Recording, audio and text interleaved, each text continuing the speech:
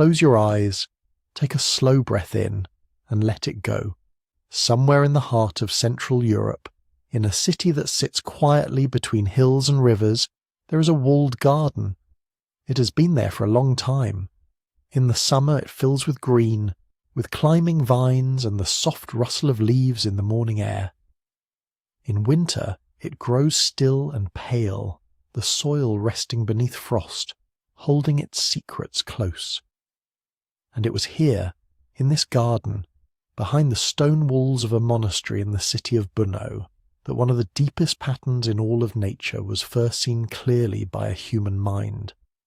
The man who saw it was not famous, not in his lifetime at least. He was a monk and a teacher and a careful keeper of records. He spent years bending over rows of pea plants, counting seeds and flowers and the colours of pods, filling notebooks with numbers that most of his contemporaries never thought to read. He died without knowing whether his work would outlast him, and for a long time it seemed as though it would not. His name was Gregor Johann Mendel. Tonight we're going to follow him slowly. From a small farm on the edge of Silesia, where he was born in the summer of 1822, through the long years of labour and schooling and self-doubt, into the cool corridors of an Augustinian abbey, and out into the garden where everything changed. We will walk at a gentle pace. There is no hurry here. This is a story that unfolded over a lifetime, and it deserves to be heard quietly, at the speed of growing things. Let your body settle now. Let whatever you are carrying through the day begin to soften and release. You do not need to hold on to it tonight. Mendel's story is, at its heart, a story about patience, about the kind of work that asks for nothing in return. He was not a wealthy man, and he was not a celebrated one. The world did not pay much attention to what he was doing in that garden, and the paper he eventually published, presenting results that would one day be called the laws of heredity, was met with something close to silence. He was read by a handful of people, cited by fewer still, and when he died, in January of 1884, the science he had founded had not yet been given a name. It would be another 16 years before 3 botanists, working independently and far apart from one another, would open that old paper and realize what had been sitting quietly inside it all along. By then, Mendel had been gone long enough that no one could tell him. No one could place a letter in his hands, or stand at his door, or look him in the eye and say, "You were right." The recognition came too late for the man himself, as it has for so many quiet and careful workers throughout human history. Where are you listening from tonight? Whatever corner of the world holds you right now, whatever hour it is, whatever the darkness outside your window sounds like, you're welcome here. This is a long and gentle journey, and it asks nothing of you except that you rest. Take another slow breath. Feel the weight of your limbs against whatever you are lying on. We will begin where Mendel began, in a place he called home, before he had any reason to imagine that the world might someday call his name. A small village, a modest farm, a family that had worked the same land for generations, and a boy who would one day take everything he learned from watching the earth and carry it somewhere extraordinary. The story starts in Silesia, and it starts, as the best stories often do, very quietly indeed. The village of Heinzendorf bei Odrau was the kind of place that did not ask to be noticed. It sat in the rolling agricultural landscape of Silesia, in what is now the northeastern corner of the Czech Republic, surrounded by fields that had been worked and turned and planted and harvested across more generations than anyone living there could remember. The hills were gentle, the skies were wide, the winters came early and stayed long, and the summers were full of the particular kind of labour that leaves no time for wondering about anything beyond the next task, the next row, the next season. It was into this world that a boy arrived, sometime in the high summer of 1822. The records, as they so often do with ordinary lives from ordinary places, leave a small question open. The date most often associated with his birth is the 20th of July. His baptism, however, was recorded 2 days later, on the 22nd. Whether those 2 days mark the distance between a birth and a church ceremony, or whether the baptism record is simply the more reliable anchor we have, is something historians have discussed without arriving at a single certain answer. What we can say is that in the summer of 1822, in a quiet village in Silesia, a child came into the world who would one day sit at the very centre of one of science's most extraordinary stories. For now, though, he was simply a new life on an old farm. His parents named him Johann. Let your breathing slow a little here. Feel yourself settling. His full name at birth was Johann Mendel. The name Gregor would come later, given to him when he entered the religious life as a young man. But we will arrive at that in its own time. For now he is Johann, a small boy in a farming village, the son of Anton and Rosine Mendel, who worked a modest piece of land that had been in the family for at least 130 years. The farm was not large.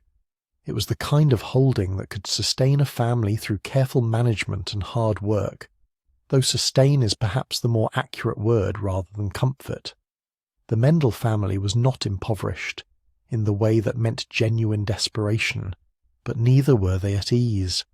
They were German-speaking in a region of linguistic and cultural mixture, part of a rural peasant community whose lives were shaped far more by weather and harvest than by anything happening in the wider world. They had rebuilt their farmhouse in stone, which spoke to a certain modest ambition, a desire to make something solid and lasting from what little they had. But solid stone walls do not make a wealthy household, and the farm's resources were stretched. What made the strain more acute was a system that many farm families of the Austrian Empire knew well, and that very few of them welcomed. The corvée, a form of compulsory labour owed by peasants to the landowning class, meant that Anton Mendel was not entirely free to direct his own labour as he chose.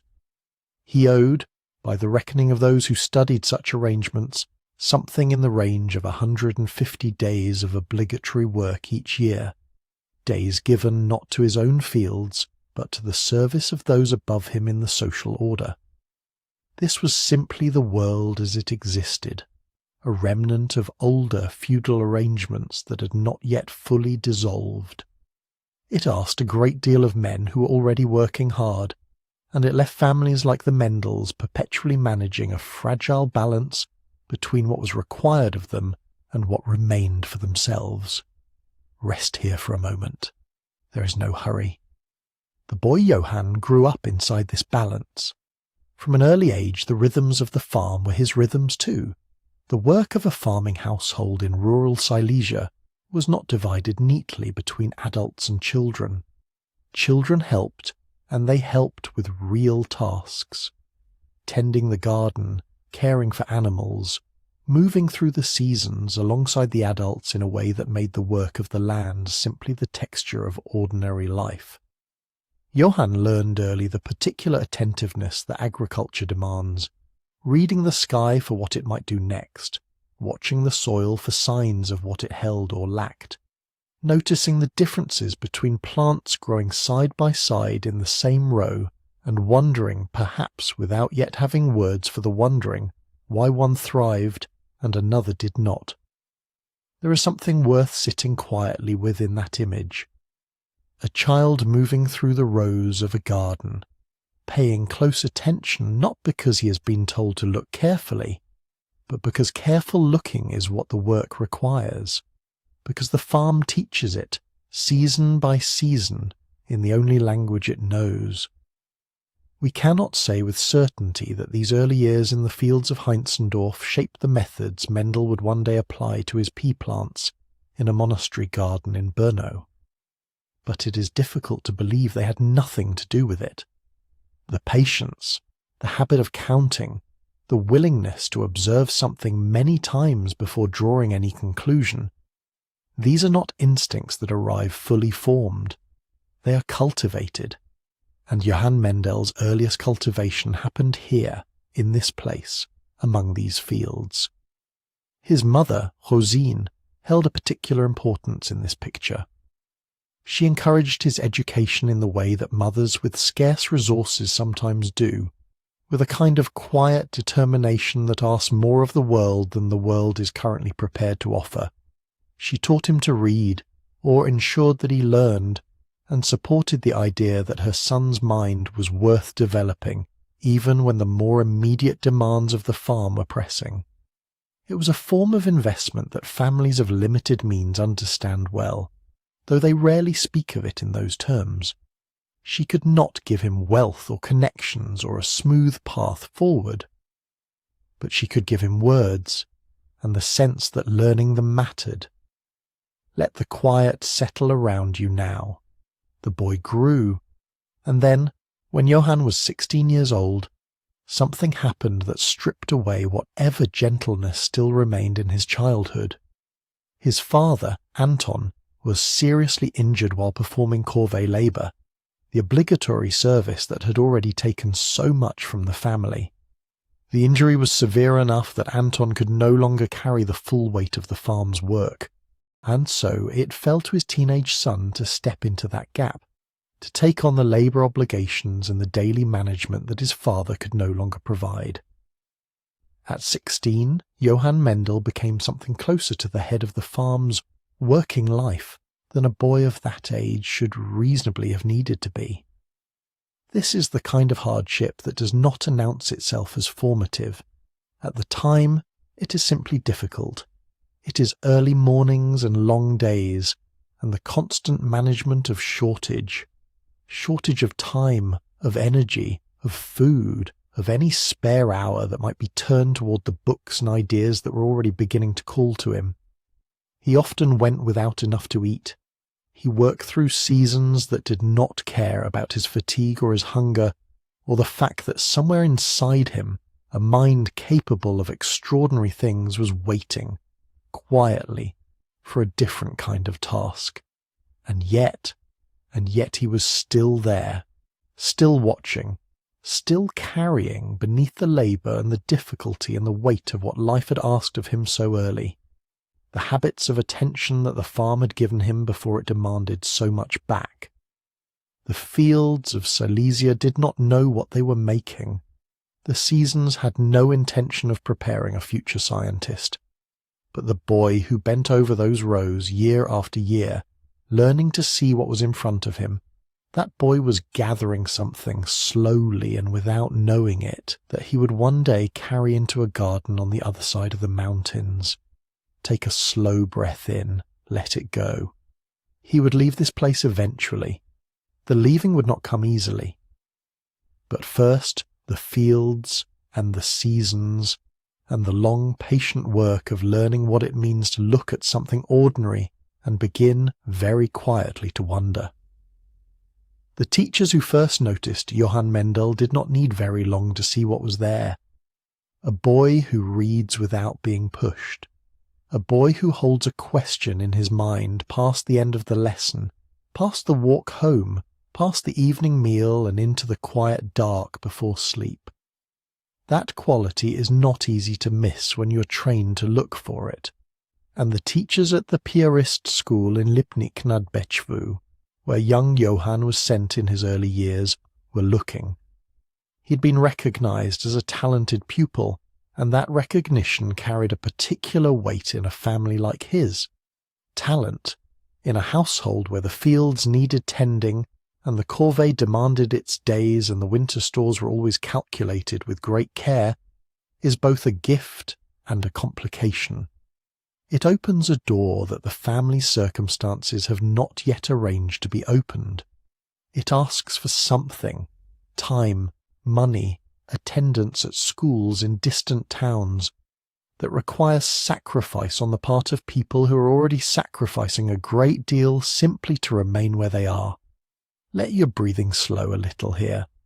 When Johann was 12, he was sent to the grammar school at Opava, Troppau, as it was known in German. a larger town, farther from home, a world that asked him to be something other than a farm boy while still being precisely that when he returned. He entered the gymnasium there in 1834, and the schooling was good, and his mind met it eagerly. But his parents could not afford the tuition in any sustained or comfortable way. And so Johann did what many young people of limited means have done across the centuries, in every country and every era where education was available to the talented poor only at the cost of extraordinary effort. He tutored.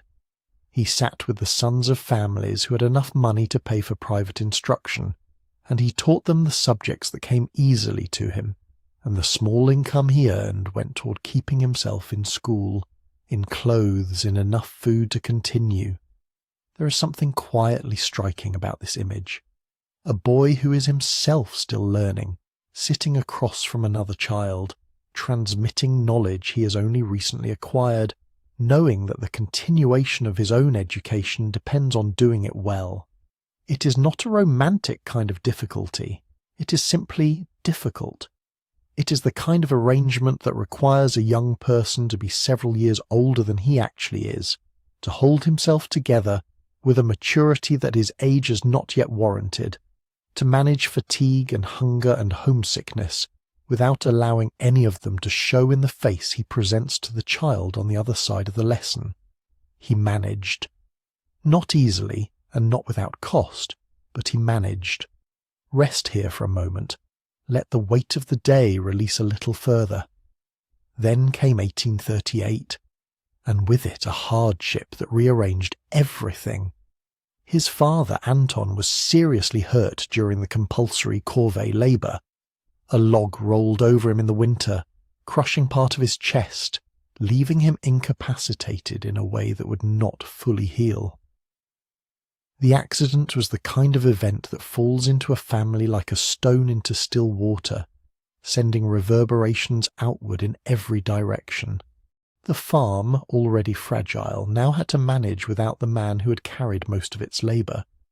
The finances, already stretched further still, and Johann, who was 16 and still trying to find a way to remain in school, found himself standing at the edge of a different kind of claim on his life.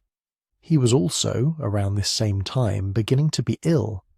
The precise nature of what troubled him is difficult to name with certainty from this distance. What the historical record suggests is that from around the age of 16, Mendel suffered episodes of illness, likely connected in some way to the strain he was under, the inadequate food, the relentless pressure of trying to sustain an education that the world had not made easy for him to sustain. Months were lost, studies were interrupted, he would recover and return, and then be brought low again by something that may have been as much exhaustion and nervous strain as any particular physical ailment.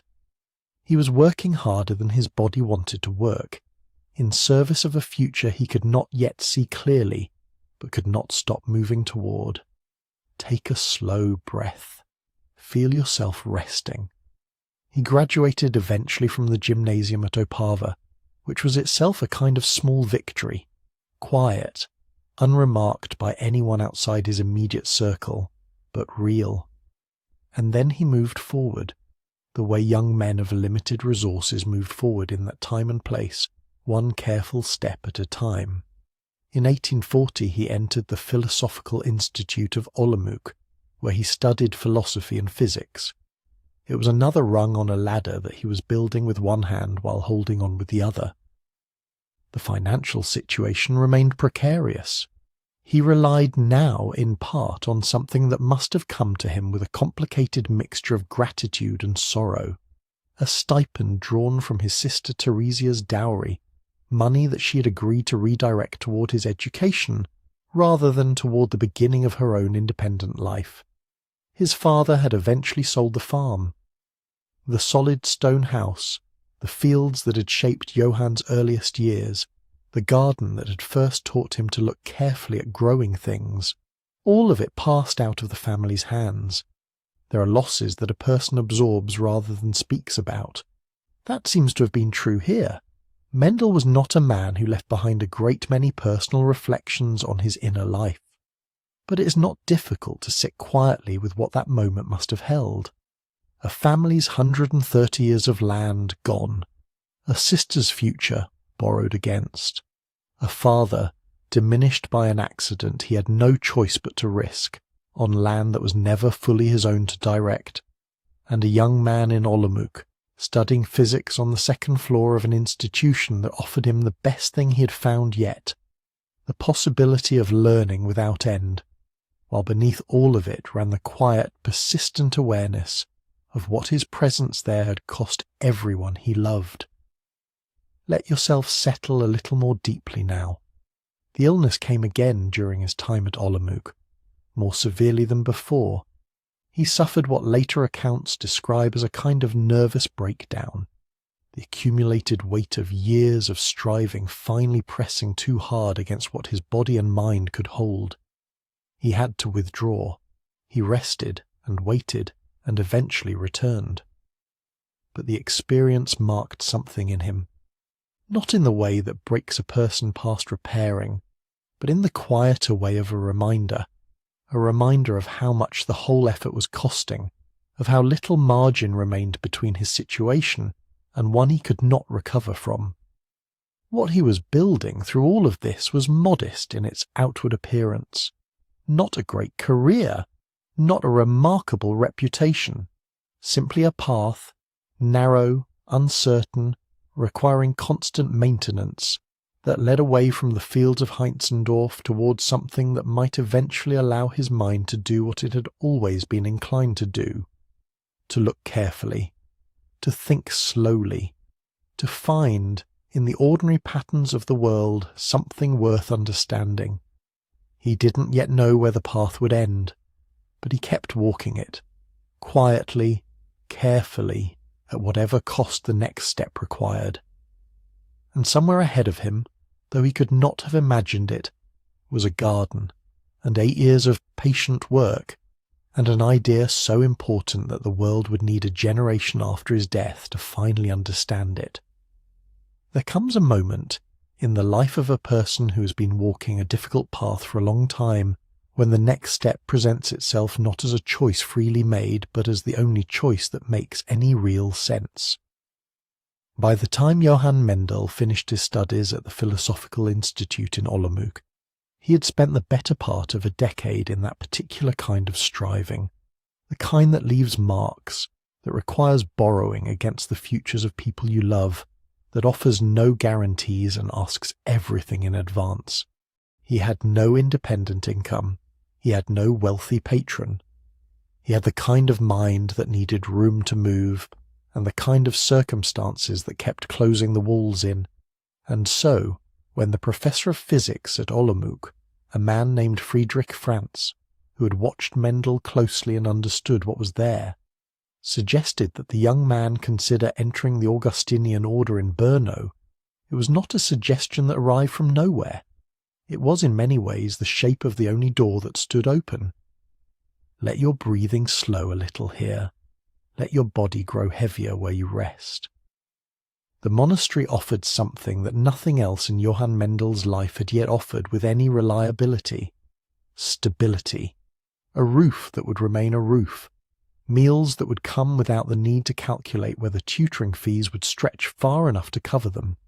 An education that would continue, not at the cost of a sister's dowry or a borrowed stipend, but simply as part of the life of the institution.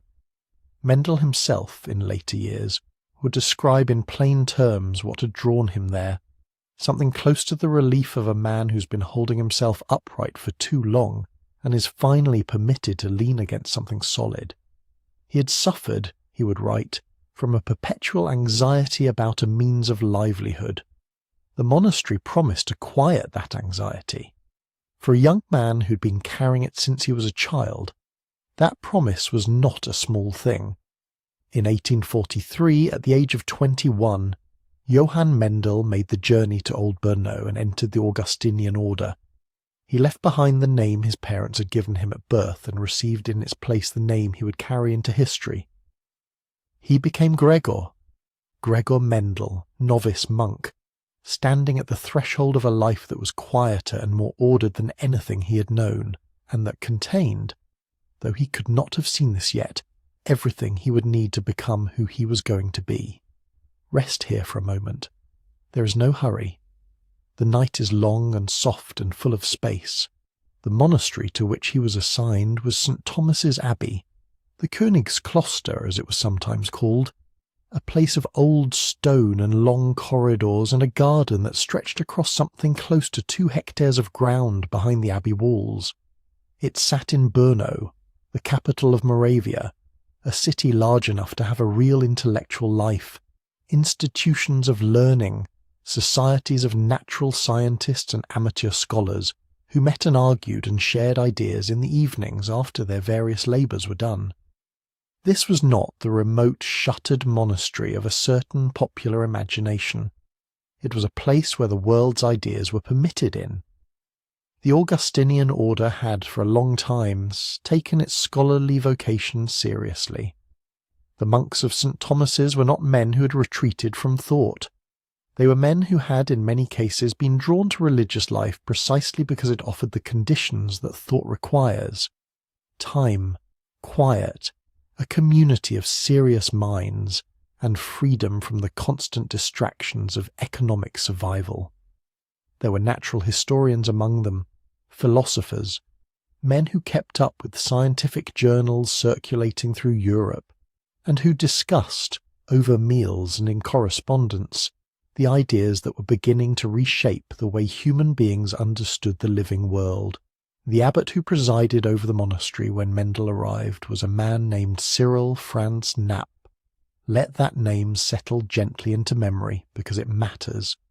Knapp was a remarkable figure, intellectually serious, genuinely curious about science, and most importantly for the young novice who had come to him from Olomouc on the recommendation of a physics professor actively interested in plant hybridization. He had, for some years, been arranging for the monastery's garden to be used for botanical experiments. He was a man who understood that the careful study of nature and the contemplative life of a monk were not in any tension with each other.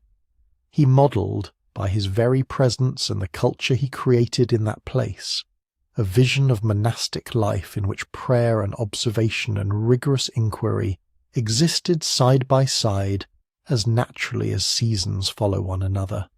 Breathe in slowly and let it go. You're exactly where you need to be. For Johann Mendel, arriving at this place after years of precariousness, the monastery must have felt, gradually, as the days and weeks of the novitiate settled into a kind of rhythm, like ground beneath his feet in a way that very little had been before. The anxiety did not disappear overnight. The adjustment to monastic life brought its own strains, as every great change in circumstances does. But the structure was there, the meals arrived, the books were accessible, the conversations in the corridors and the common rooms were the conversations of people who were thinking seriously about things worth thinking about. He was ordained as a priest in 1847, 4 years after his arrival. In the years that followed, the monastery arranged for him to study at the University of Vienna, where he attended lectures in physics and mathematics and natural science, acquiring the tools of statistical reasoning and experimental design that would prove, in ways neither he nor anyone around him could then anticipate, absolutely essential to the work that was still some years ahead of him. He taught at the Brno Realschule. He attended the meetings of the Natural Research Society of Brno, where the people who cared about such things gathered to share what they were learning. He moved through a world that was, for the first time in his life, genuinely hospitable to what he was. Let yourself settle a little more deeply now. Feel the quiet of the room around you. It is worth pausing here and holding this in mind, because it is easy to think of Gregor Mendel's monastery simply as the place where the experiments happened, as a setting, a backdrop, a convenient address in the biography. But it was something more than that. Without the stability of St. Thomas's Abbey, without the garden it offered, and the education it provided, and the culture of inquiry that Abbot Knapp sustained within its walls, the experiments would never have been possible. not because Mendel lacked the intelligence, he had never lacked that, but because intelligence requires conditions. It requires time that is not consumed by survival. It requires a place to stand that does not shift beneath your feet every time the finances of a struggling family press in from another direction. The monastery gave Mendel his footing. It gave him the long, uninterrupted years that his particular kind of work was going to require. It gave him a garden and a community of curious minds, and the quiet that descends on a cloister in the early morning hours before the day is fully begun, when the light comes at a low angle through the windows, and the only sounds are the sounds of growing things settling into another day. He was not yet thinking about peas. That was still ahead of him, patient in the future, waiting for the right moment to begin. But the ground was ready now, and so was he. The years of formation that followed Mendel's arrival at the monastery were not dramatic years. There was no sudden awakening, no single morning when everything crystallized and the shape of his future became visible to him like a landscape emerging from fog. What there was instead was something quieter and more durable. The slow accumulation of days lived in a particular way, days shaped by prayer and study, and the careful observation of the world just beyond the abbey walls. This is how scientific temperament is actually built, not in flashes, but in the patient layering of habit upon habit, question upon question, year upon year. He was ordained as a priest in 1847, or very close to that year. Some records place the exact date as the 25th of December, 1846, which is one of those small uncertainties that history allows itself. What is certain is that the ceremony represented more than a religious milestone. It marked the completion of a threshold. He had entered the order as a young man fleeing the exhaustion of perpetual financial worry, carrying nothing but a sharp mind and the recommendation of a physics professor who'd seen something in him worth preserving. He emerged from those first years of formation as a man with a vocation, not only in the spiritual sense, but in the older, deeper sense of the word. He had found the kind of work and the kind of life that was genuinely his. Let your breathing settle. Let the quiet of wherever you are resting move through you gently. The intellectual culture of St. Thomas's Abbey was one of the things that made this possible, and it deserves to be understood on its own terms, not simply as a pleasant footnote to a story about garden experiments. The Abbey was not a place apart from the life of the mind. It was, in its own way, a centre of it. The monks of St. Thomas's taught in the public schools and secondary institutions of Moravia. They contributed to the intellectual societies of Brno.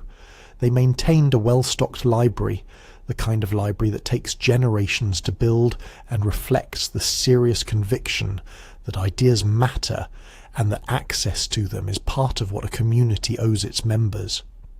Within those walls, men were expected to read, to think, to pursue their particular areas of curiosity with the same seriousness they brought to their religious obligations.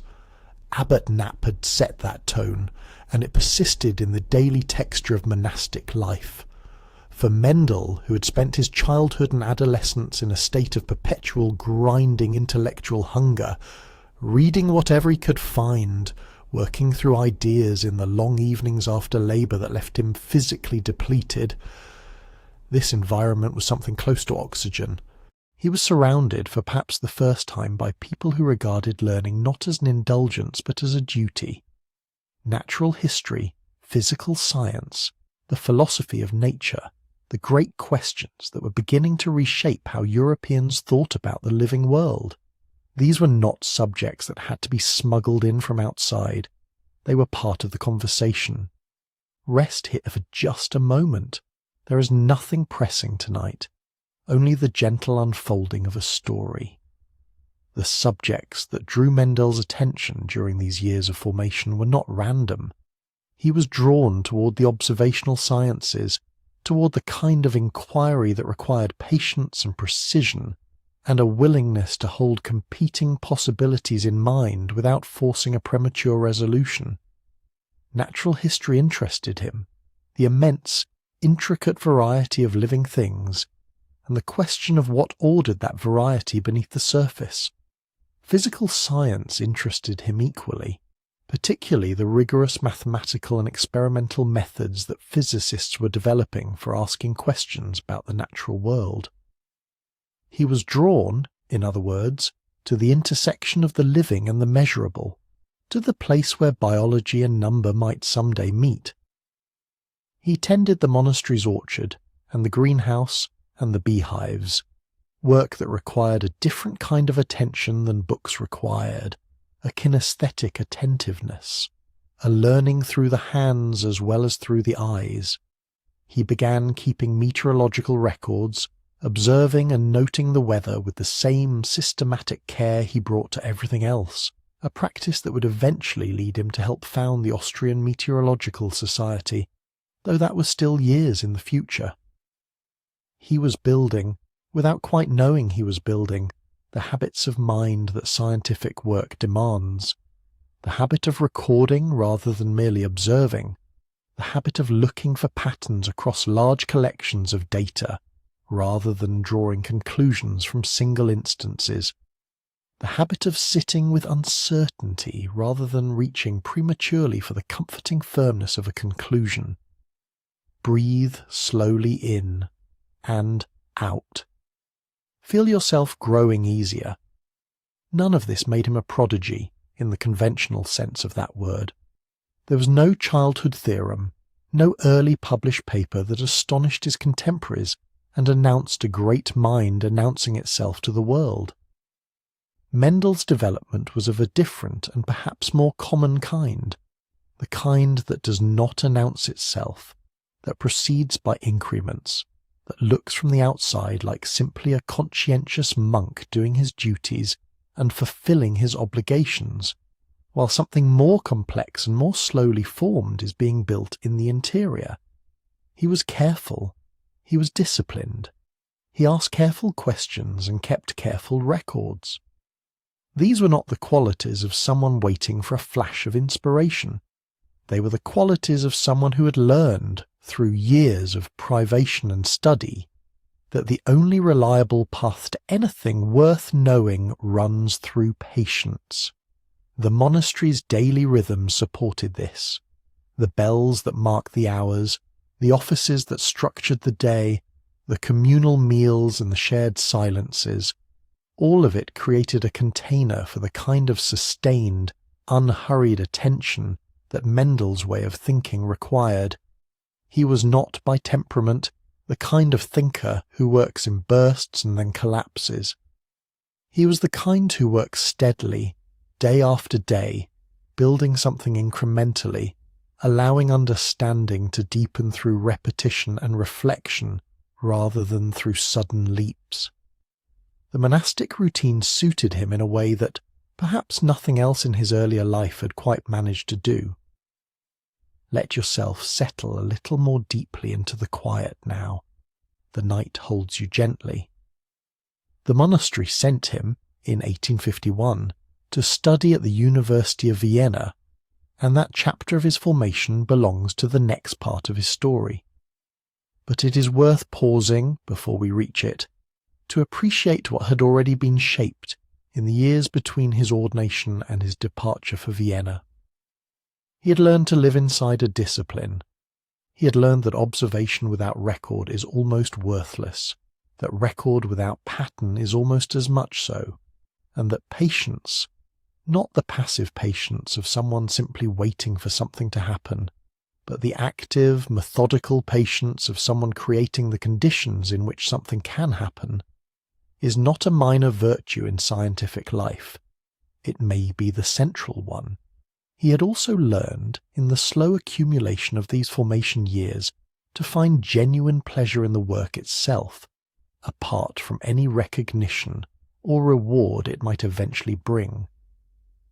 The pleasure of a careful observation confirmed, the pleasure of a pattern holding across repeated trials, the pleasure of sitting in a garden in the early morning and watching something alive do what it does, and wondering quietly precisely What rules might be written somewhere in the fabric of the living world that would explain why this plant looks the way it does, and why its offspring look the way they do, and whether that question, which had occupied the monastery's botanists for decades already, might someday yield to someone patient enough to ask it in exactly the right way. He was becoming that person. Slowly, through study and duty, and the quiet turning of many unremarkable days, he was becoming precisely that person. The classroom, when Mendel first stood at the front of one, was not so different in its essential structure from the monastery garden he would come to know so well. Both were places that rewarded close attention.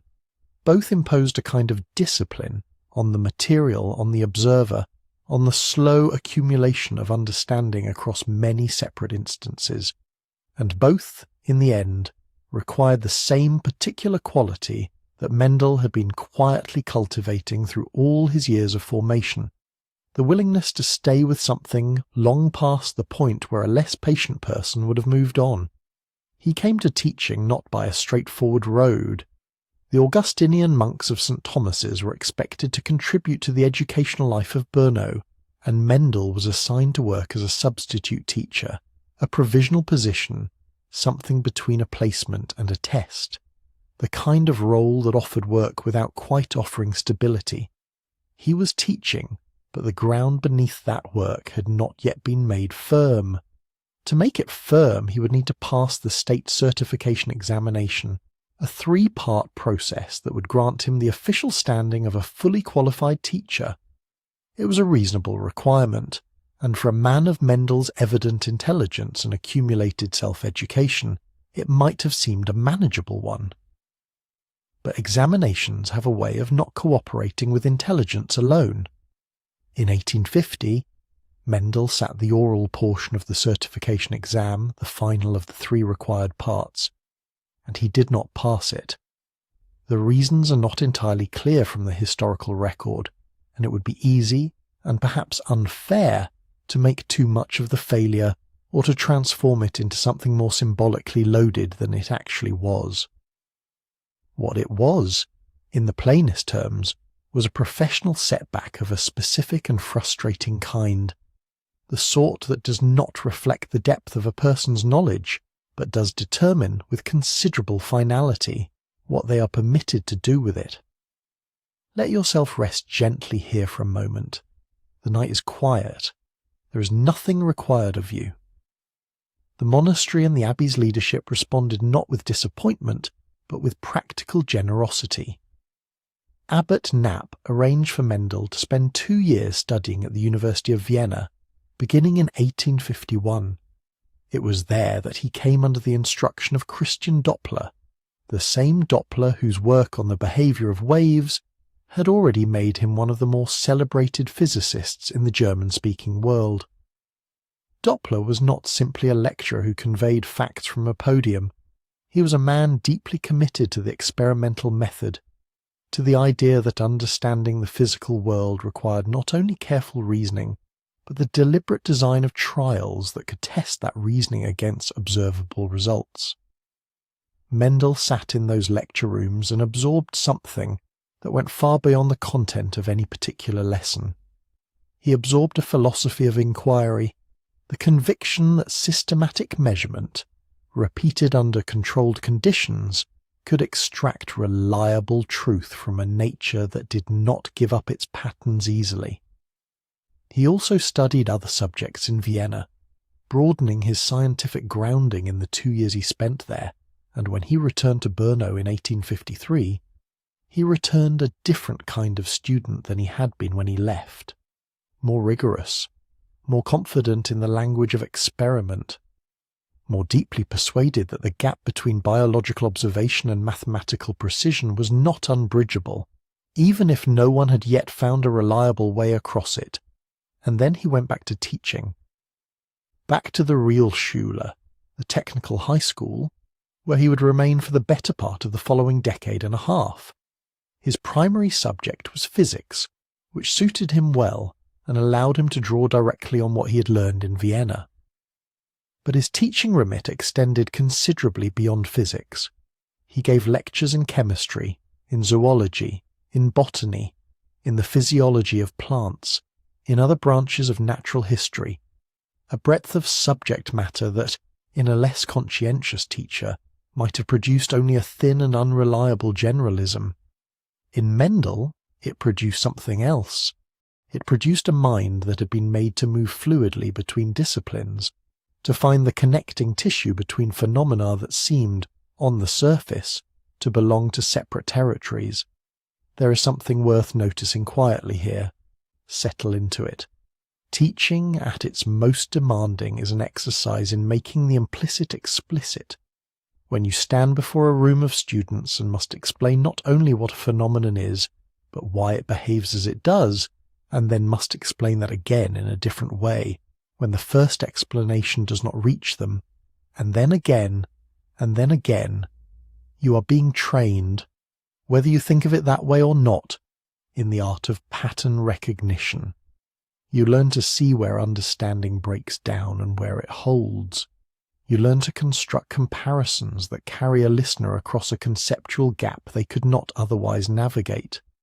You learn, above all, to trust systematic explanation over mere assertion, to show your reasoning step by step in an order that does not assume the conclusion before the evidence has been presented. All of this was happening to Mendel in those classrooms. Every lesson he prepared, every demonstration he arranged, every careful sequence of explanation he constructed for young students who needed physics or botany or chemistry, made understandable, all of it was deepening the very habits of mind that his later experiments would depend upon absolutely. The connection between the schoolroom and the garden was not accidental, it was structural, but the frustrations did not ease simply because the work was nourishing. In 1853, having returned from Vienna with 2 years of rigorous university study behind him, Mendel sat the teacher certification examination again, and again he didn't pass the oral test. The professional door that he had been working toward with considerable effort and patience and the investment of genuine years remained closed. He would continue teaching as he had been doing in his provisional capacity, doing the work of a certified teacher without the standing that certification would have provided. There would be no advancement of the formal kind, no official recognition that matched the actual quality of what he was doing in those classrooms. Rest gently with that image for a moment. A man doing careful, serious work. The world not quite ready to say so in writing. A different kind of person might have contracted around that disappointment, might have let it press him inward into bitterness or resignation, or the quiet resentment of someone who has concluded that effort and outcome are not connected in any meaningful way. Mendel does not appear to have done this. What the evidence of his subsequent years suggests instead is a man who absorbed the setback and continued, who found in the daily texture of teaching, in the preparation and the explanation and the careful ordering of ideas for other minds, a form of engagement that sustained him, regardless of whether the official record reflected what he was actually doing. Patience of the active kind is not the absence of frustration. It is the decision, made again and again, not to let frustration determine what happens next. Mendel had been making versions of that decision since childhood, since the years of field labour and financial strain, since the early winter mornings of farm work before school, since the examinations that had not gone as they should have. He was practised at it, in the way that people become practised at the things they have had to do many times, whether they wish to or not. And somewhere in those years of teaching, in the long accumulated discipline of explaining and observing and comparing and recording, the shape of something larger was beginning to form in him. The questions he was asking his students to think carefully about were not so different in their underlying logic from the questions he was beginning to ask in a garden not far from the schoolroom door. The two worlds were becoming one, slowly and without fanfare, as things in Mendel's life tended to do. The garden was not large by the measures that gardens are sometimes judged. It occupied a cultivated plot of roughly 2 hectares on the grounds of the Augustinian Abbey, perhaps 5 acres of carefully tended earth, enclosed by the stone buildings of the monastery on the sides that faced the cloister, and opening at its edges toward the quieter reaches of the abbey's agricultural land. Within those boundaries there was a greenhouse, a small structure of glass and frame that held the more delicate specimens, and permitted growing through the cooler months, and beyond it the open beds and rows where the real work of the garden was carried out across the long, growing seasons of the Moravian year.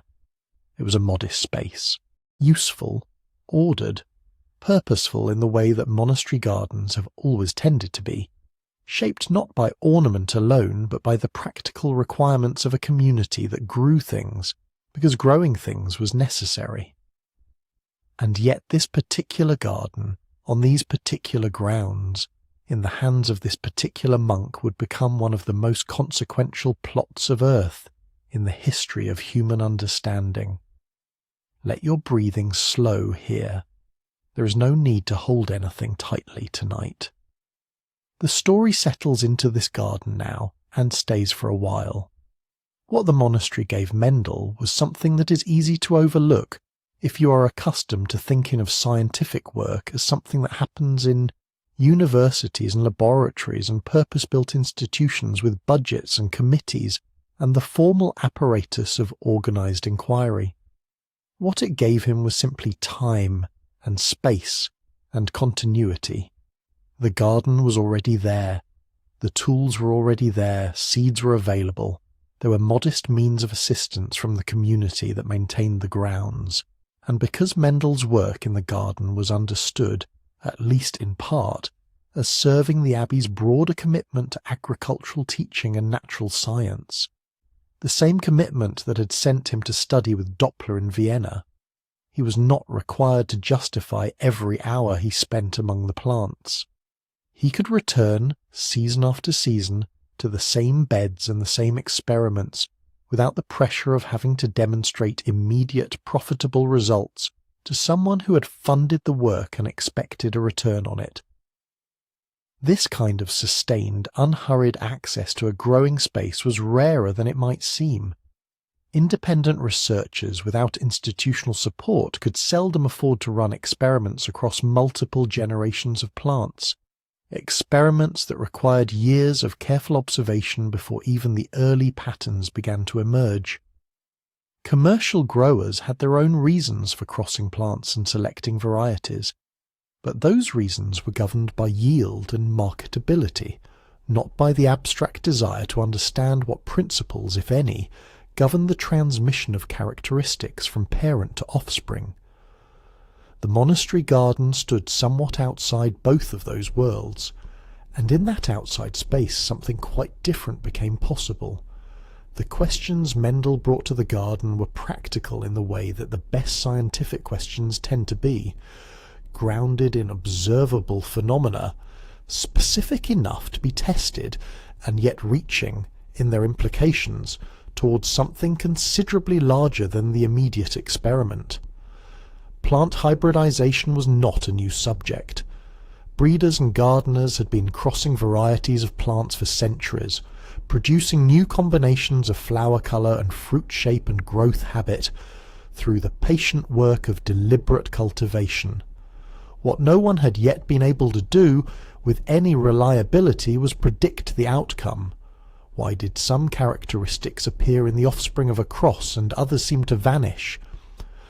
Why did certain traits sometimes reappear generations later, as if they had been waiting quietly in the background, while something else occupied the visible surface of the plant? The patterns were there, clearly enough that any experienced gardener could gesture toward them. But the underlying logic, the mechanism, the mathematical regularity that would have allowed someone to say before the fact what the offspring of a particular cross would likely look like, had not been found. Or rather, it had not been looked for in quite the right way. Rest for just a moment here. Let your body be still. The questions have been asked. The garden is ready. Mendel chose the pea plant, Pisum sativum, as his primary subject, a choice that reflected both the practical advantages of the species and a growing conviction that this particular plant, with its distinct and easily distinguished characteristics, could yield the kind of clean, countable data that the question required. Pea plants grow quickly, through a full generation in a single season. They can be self-pollinated, which gave Mendel control over the breeding process, or they can be cross-pollinated with precision, allowing him to make deliberate pairings and then observe what happened in the next generation and the one after that. And crucially, the traits he chose to study were discrete, not matters of degree or gradation, but simple either-or distinctions that could be recorded without ambiguity. A seed was round or it was wrinkled. A plant was tall or it was short, in the clear terms that these particular varieties produced. A pod was green or it was yellow. 7 traits in all, each one chosen with the kind of care that reflects not impulse, but extended deliberate thought. He began in 1856. The rows went in. The plants grew. The flowers were tended with an attention that never slackened. The cross-pollinations performed carefully and recorded with equal care. And then the harvest came, and the counting began. A process of such sustained numerical precision that it would continue, season after season, through 7 years, producing records of somewhere in the neighbourhood of 28,000 individual plants across multiple generations. 28,000 plants, each one observed, each one counted, each characteristic noted, categorized, and entered into the accumulating record that was slowly, almost imperceptibly, beginning to reveal its shape. There is something deeply quiet about that image if you let yourself sit with it. A monk in a garden in a small European city, bending over pea plants in the warm summer mornings, counting seeds in the cool of the afternoons, writing his numbers down in the evening by lamplight, not rushing, not performing, not seeking an audience, simply watching what the plants did, year after year, with the kind of patience that comes to a person who's been required by life to cultivate it, long before they understood quite what it was for. The garden was enclosed. The walls of the abbey rose on the near side. The rows of plants stretched away into the mid-distance. The greenhouse held the more fragile work through the months when the open beds were cold and resting.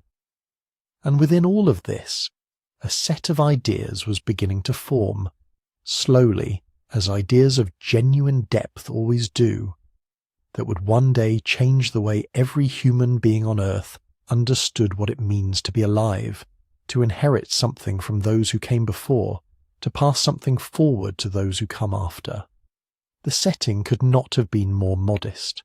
The implications could not have been more vast. Let that settle softly around you now, like the quiet of a garden after the last of the daylight has gone. When Mendel stood at the edge of those rows and considered carefully how the work was going to be done, he was not simply deciding where to plant or what to sow. He was building a method, and the method was in many ways as important as anything the experiments would eventually reveal. A question answered by poor means is not truly answered. Mendel seems to have understood this with an instinct that was probably sharpened by his years of study, his exposure to the physics of Doppler, his training in the kind of thinking that requires you to be precise about what you are measuring and honest about what you cannot yet know.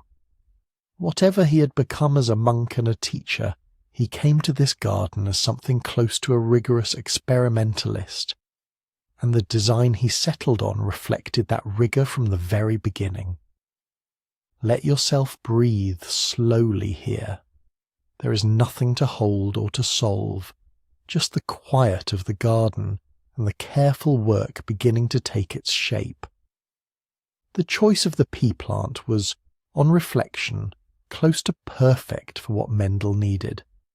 Pisum sativum is an undemanding species, not expensive to obtain, not difficult to cultivate in the conditions that a monastery garden could provide. It grows through a full generation in a single growing season, which meant that Mendel could move from parent plants to offspring, to grandchildren, to great-grandchildren, across the span of years that were available to him, rather than waiting decades for a single, long-lived species to cycle through the generations he needed to observe.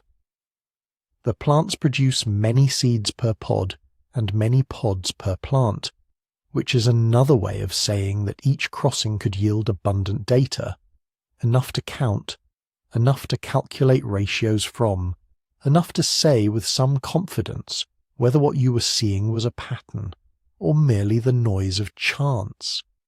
And there was one quality of the pea plant that mattered perhaps more than any other. It can fertilize itself. Left to its own devices, a pea flower will close around its own reproductive parts before it opens fully, pollinating itself internally, producing offspring that carry the genetic material of a single parent rather than two. This gave Mendel a degree of control that would have been extremely difficult to achieve with any plant that relied on open pollination carried on the wind or by insects. He could, when he wished, allow a line of plants to self-fertilize across many generations, producing what he called pure lines, varieties that bred true, generation after generation, never varying in the particular trait he was watching. And he could also, when he wished, open a bud before it had fully developed, remove the stamens with forceps, and dust the stigma of that flower with pollen taken from a different plant entirely, creating a controlled, deliberate cross between two parent lines.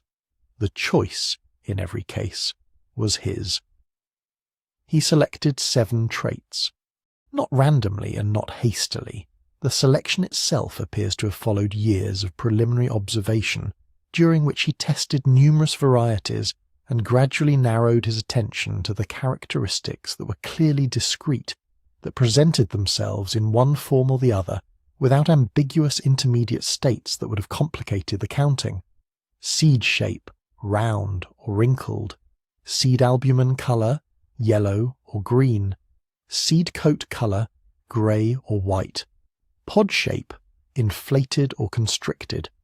Pod colour, green or yellow. Flower position along the stem, axial or terminal.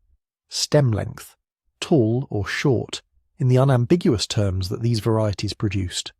7 pairs of contrasting forms, each one clean enough to record without hesitation, each one stable enough across generations that the records would mean something when they were reviewed. Rest a moment here, if you like. Feel the quiet settling around you. 7 traits, 7 questions, asked of the same patient rows of plants across the same long sequence of seasons.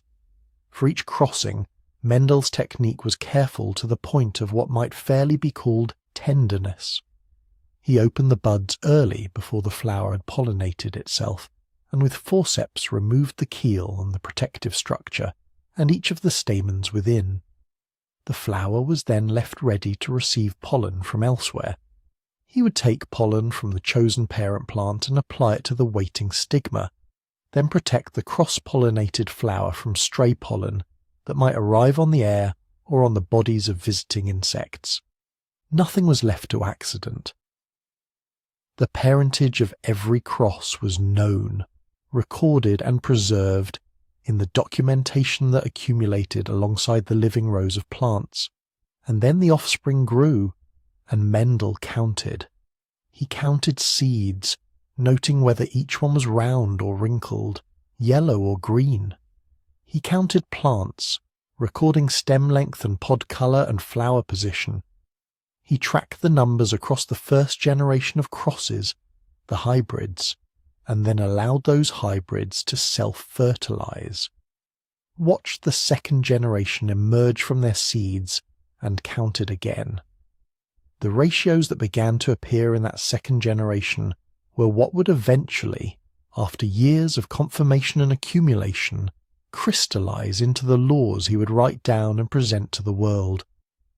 Somewhere in the neighbourhood of 3 plants showing one form of a trait for every one plant showing the other, a ratio that appeared again and again, across different traits, across different crosses, across multiple repeated experiments, with a consistency that was not the consistency of coincidence. This scale of what he undertook is worth holding in the mind for a moment, because it is easy to let numbers slide past without feeling their weight. 28,000 plants, or thereabouts. Some accounts suggest the number was perhaps a little higher, depending on how the counting was done, cultivated across 8 years, from 1856 through 1863, season after season in that enclosed garden in Brno. Some traits were followed through 6 or more successive generations, the records growing more detailed and more precise with each passing year. In some of the early crossing experiments he performed dozens of individual fertilizations on carefully selected plants, recording the result of each one separately. The record-keeping alone, the maintenance of that many lines of data across that many growing seasons without losing the thread of what belonged to which cross and which generation, required a discipline of attention that most people, if asked to describe it, would probably call extraordinary. For Mendel, it seems to have been simply what the question demanded. If you wanted to know whether there was a pattern, you had to count until the pattern either appeared or failed to. And so he counted. Let your body grow a little heavier now. Let your breathing find its own slow rhythm. There is something almost restful about that image, held at a little distance. The rows of plants in the summer warmth, the careful hands at work among the flowers, the notebooks filling slowly with the neat columns of numbers that no one else, for a very long time, would fully understand. What made the experiment strong was not any single brilliant moment of insight. It was the accumulation, the repetition, the willingness to return, morning after morning and season after season, to the same methodical practice of observing and recording, crossing and counting, confirming and reconfirming, until the numbers were numerous enough and consistent enough that they could bear the weight of a conclusion. The garden did not yield its secret all at once. It offered it gradually, the way that the garden offered everything, in season, in its own time, to the person patient enough to stay. And so the numbers came, season by season, notebook by notebook. The columns filled with the results of all that careful crossing and counting, and gradually, not all at once, but gradually, in the way that a shape becomes visible in a darkened room as your eyes slowly adjust, the pattern began to declare itself. Let yourself settle a little deeper here. There is no hurry. The pattern will arrive in its own time, as it arrived for Mendel, quietly and without fanfare. In the first generation of hybrids, the result was, on its surface, simple. Mendel had crossed 2 pure-breeding parent lines, one that reliably produced round seeds, say, and one that reliably produced wrinkled seeds, and the offspring of that crossing showed only one of the 2 forms, every plant, without exception. The wrinkled form had vanished completely, as though it had never been part of the parentage at all. The same held true for each of the other 6 traits he was following. Tall crossed with short yielded tall and nothing but tall. Yellow seeds crossed with green seeds yielded yellow and nothing but yellow. Whatever trait he was watching, one of the 2 parental forms simply did not appear in the first generation of hybrids. It was present in the parentage clearly, because it had been there in the pure-breeding lines. But it had gone somewhere invisible. It was as though one voice in a conversation had gone completely quiet while the other spoke for both. Mendel called these the dominant and recessive characters, and the naming itself was a small act of conceptual precision that would prove useful for a very long time. The form that showed in the hybrid was dominant. The form that disappeared was recessive. But he did not stop at naming them. He allowed the hybrid generation to self-fertilize and waited for the next round of seeds to grow into plants, because the real question was not what happened to the recessive form in one generation. The real question was whether it was truly gone or merely hiding. And here, in the second generation, the pattern became something that could fairly be called astonishing. The recessive form came back, not partially, not occasionally, but reliably, in proportions that repeated themselves across all 7 traits with a consistency that was, in itself, remarkable.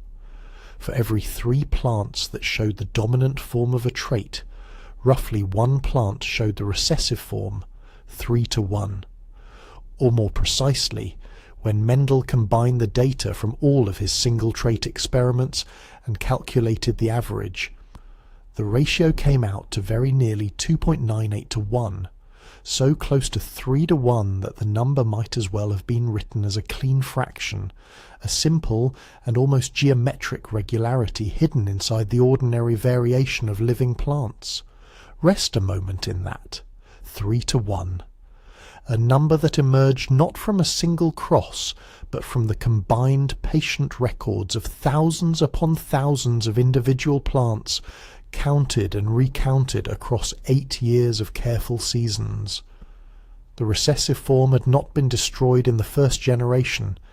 It had been carried silently in both directions, present in the hybrid plants without being visible in them, waiting, in some sense, for the conditions under which it could express itself again. This was the heart of what the numbers were suggesting, though the numbers themselves did not say it in so many words. The numbers were the observable surface. What lay beneath them, the inference, the reasoning, the leap from what could be counted to what must be happening inside the organism to produce these counts, that was where Mendel's mind did its most important work. He reasoned that if each plant carried 2 of these hidden units, 1 inherited from each parent, and if the units could be either dominant or recessive in character, and if the hybrid plant carried 1 of each, then the dominant unit would mask the recessive one, producing a plant that appeared dominant while secretly holding both. And when that hybrid plant self-fertilized, it would pass on its 2 units randomly, so that the next generation would contain, on average, 1/4 of plants carrying 2 dominant units, 1/2 carrying 1 dominant and 1 recessive, and 1/4 carrying 2 recessive units. The first 3 groups would all appear dominant, because even 1 dominant unit was enough to express the dominant form, while only the last group carrying 2 recessive units would show the recessive character. 1/4 of the plants looking recessive, 3/4 looking dominant, 3 to 1. The mathematics and the garden rose were telling the same story. Breathe slowly here. Feel the weight of what that alignment means. The numbers in the notebooks matching the numbers predicted by a model of hidden things. The visible and the invisible in agreement. When Mendel examined 2 traits at the same time, following seed shape and seed colour together in a single cross, the pattern extended itself into new complexity. The offspring of a hybrid plant examining 2 traits simultaneously sorted themselves into 4 distinct groups in a ratio of 9 to 3 to 3 to 1. 9 plants showing both dominant forms, 3 showing the first dominant and second recessive, 3 showing the first recessive and second dominant, and 1 showing both recessive forms. It was as though each trait was sorting itself out completely independently of the other, the way 2 shuffled decks of cards dealt simultaneously produce hands whose contents do not influence each other. The traits were not linked. Each pair of hidden units sorted itself into the next generation without any awareness, so to speak, of what the other pairs were doing. And when he extended his thinking still further, working through the logic of three traits considered together. The expected proportions again followed a clean mathematical structure, one that matched precisely what he observed in the plants. The living things in the garden were behaving according to principles that could be written as expressions, that could be calculated in advance, that predicted what would be found in the next generation before a single seed had been planted. This is where Mendel moved quietly and with enormous care from observation to abstraction. He was not merely noting what he saw. He was constructing a model of an underlying reality that the eye could never directly see, a model of discrete, invisible units, inherited in predictable proportions, separating and recombining with each generation according to rules that held regardless of which trait was being examined or which pair of pure lines had first been crossed. Let yourself breathe here, slowly and easily. There is something in this moment worth resting with. The image of a man alone with his notebooks and his rows of plants, discovering through patient arithmetic applied to ordinary living things that beneath the surface of natural variation there was order, not imposed order, not human order, but something latent in the structure of life itself, waiting to be read by anyone patient enough to count long enough and carefully enough to hear it. He had not looked for something grand. He had looked at seeds, round ones and wrinkled ones, and counted them, one by one, season after season, in a garden behind a monastery wall. And the counting had opened a door onto something far larger than the garden could contain. The patterns were in the plants, but the laws they pointed toward would turn out to belong to nearly everything alive. What Mendel had at this point was a body of observations, meticulous, extensive, numerically consistent across 7 traits and thousands upon thousands of plants. But observations, however careful, are not yet a law. They are evidence. They are the raw material from which a mind capable of abstraction can attempt to build something more durable. And it was here, in the quiet work of drawing general principles from particular results, that Mendel made the intellectual leap that would, in time, change everything. Let your breathing slow a little here. There's no need to hold on to anything. Just let the ideas arrive softly, one after another, the way the seasons came and went in that garden. The first principle he drew from his data was the one that explained where the recessive form had gone in the first hybrid generation, and how it managed to return so reliably in the second.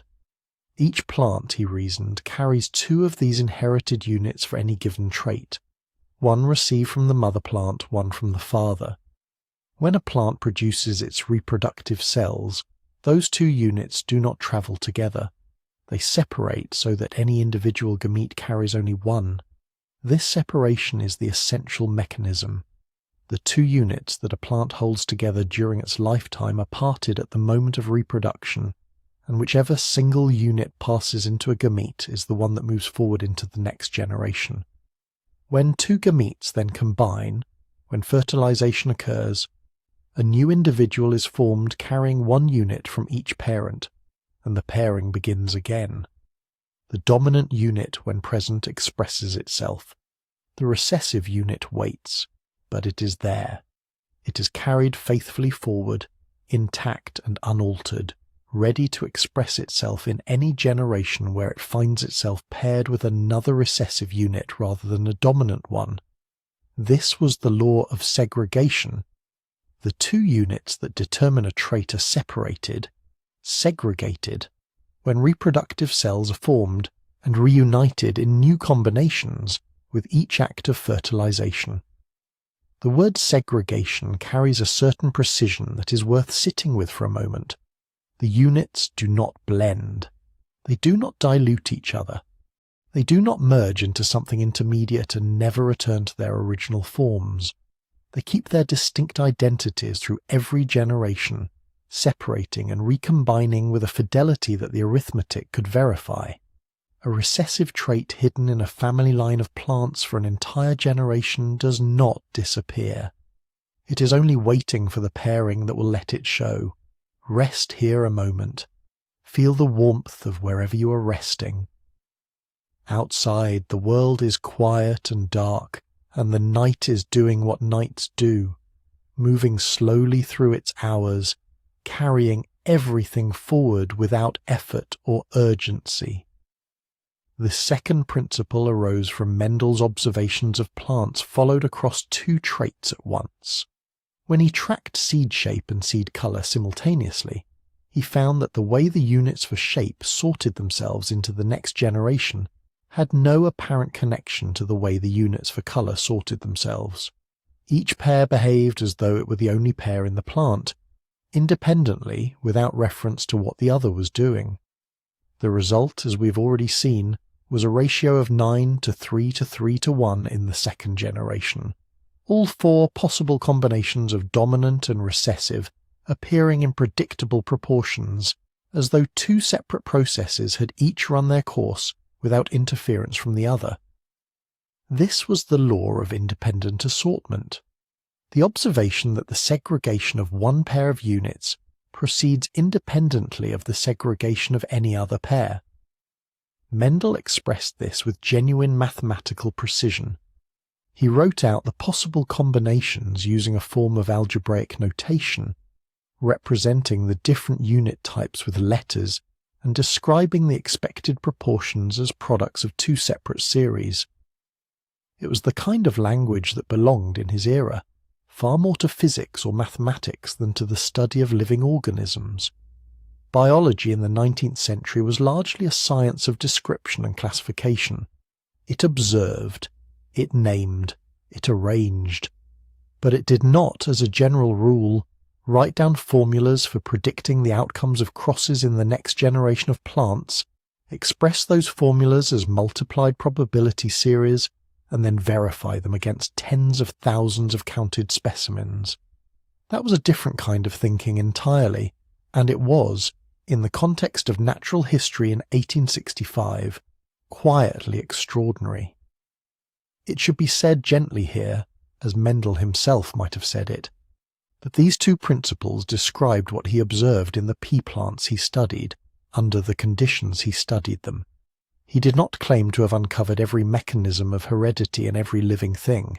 He worked with what he had, and what he had was, in truth, a fortunate arrangement. The 7 traits he had chosen to follow in his pea plants happened to be controlled by units located on separate chromosomes, which meant that they genuinely did assort independently. Had he chosen differently, had he unknowingly selected traits whose units sat close together on the same chromosome, he might have found troubling exceptions to his second law, patterns that did not obey the expected ratios. Later scientists, once the existence of chromosomes was established and the physical location of genes could be mapped, would discover that independent assortment holds reliably only when the relevant gene pairs are on different chromosomes, or so far apart on the same chromosome that they behave as though they were. The law is real, but its domain, as genetics would eventually show, is not quite as universal as a first reading of Mendel's paper might suggest. He had arrived at a genuine principle. He had not arrived at the complete picture. No one ever does. But here is what he had done, and it is worth saying plainly, in the quiet of whatever hour finds you now, he had transformed the practice of plant breeding, a craft as old as agriculture, conducted for centuries by intuition and accumulated experience, into something that could be reasoned about from first principles. He had shown that the results of crosses between plants followed rules that could be stated in advance, verified against large bodies of data, and extended by inference to cases not yet examined. He had built a theory of heredity that was testable, quantitative, and general, and he had done it in a garden behind a monastery wall, without a university position, without collaborators, without encouragement from the wider scientific world, and without any knowledge of the physical structures, either the chromosomes, the DNA, the molecular machinery of the cell that would eventually be shown to carry and transmit the very units he had postulated. Close your eyes a little more gently here, if they're still open. Let your breath move slowly in and slowly out. There is something almost impossibly quiet about the image of it. A man who had twice failed his teaching examinations, living a life bounded by prayer and modest duties, writing out algebraic expressions for the expected outcomes of pea-plant crosses, and finding, when he checked them against his notebooks, that the living world had behaved exactly as the mathematics said it should. He had not set out to found a science. He had set out to understand something. The understanding he arrived at was by any fair reckoning one of the most consequential intellectual achievements of the 19th century, and for nearly 35 years after he wrote it down, almost no one knew.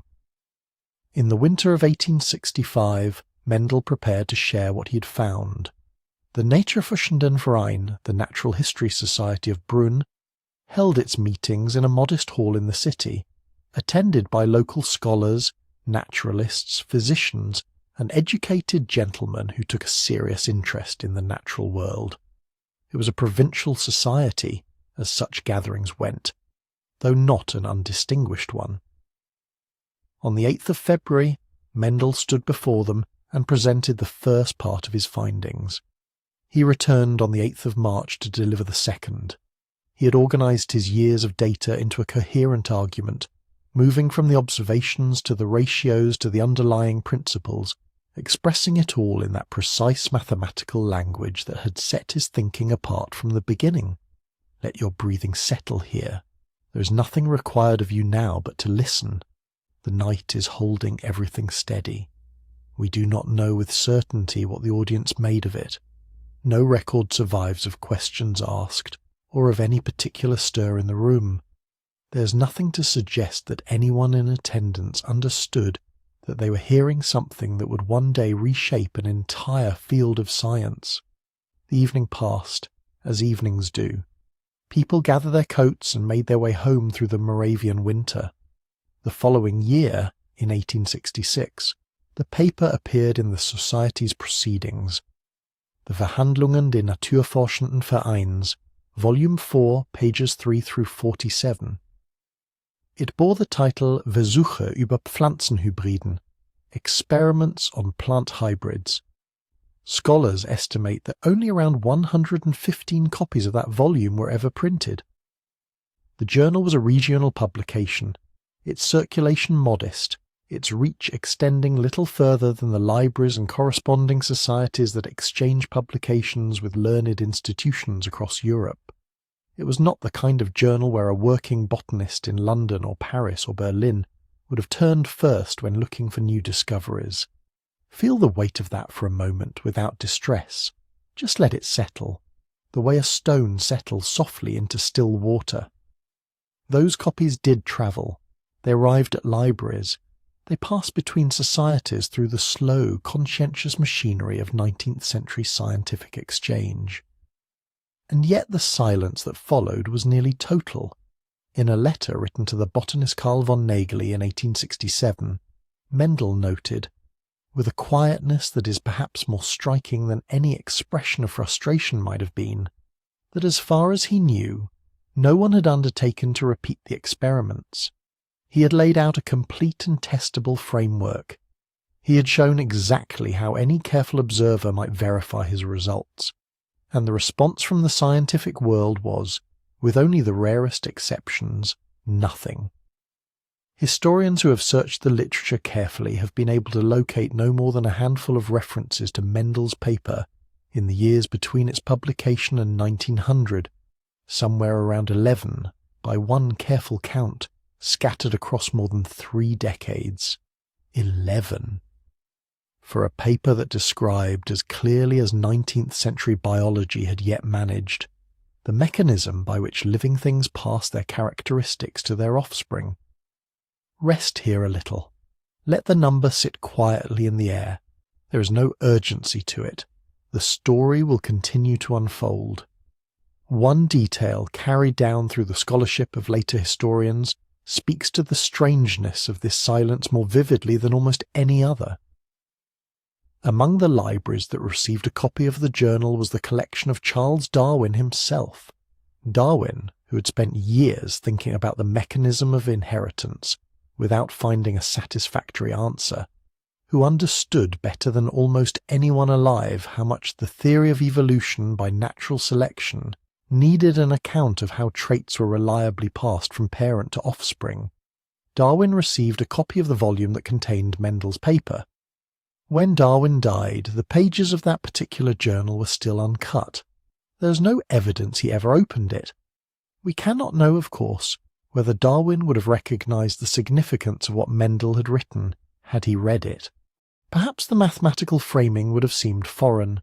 Perhaps the botanical particulars would have seemed too narrow. Perhaps he would have understood immediately, and the history of biology would have unfolded differently. We simply do not know. The pages stayed uncut. The insight stayed invisible. Let your mind drift gently here. There is something soft in the not knowing, if you let be soft. The reasons for the neglect were several, and historians have debated which mattered most. The journal's obscurity was certainly part of it.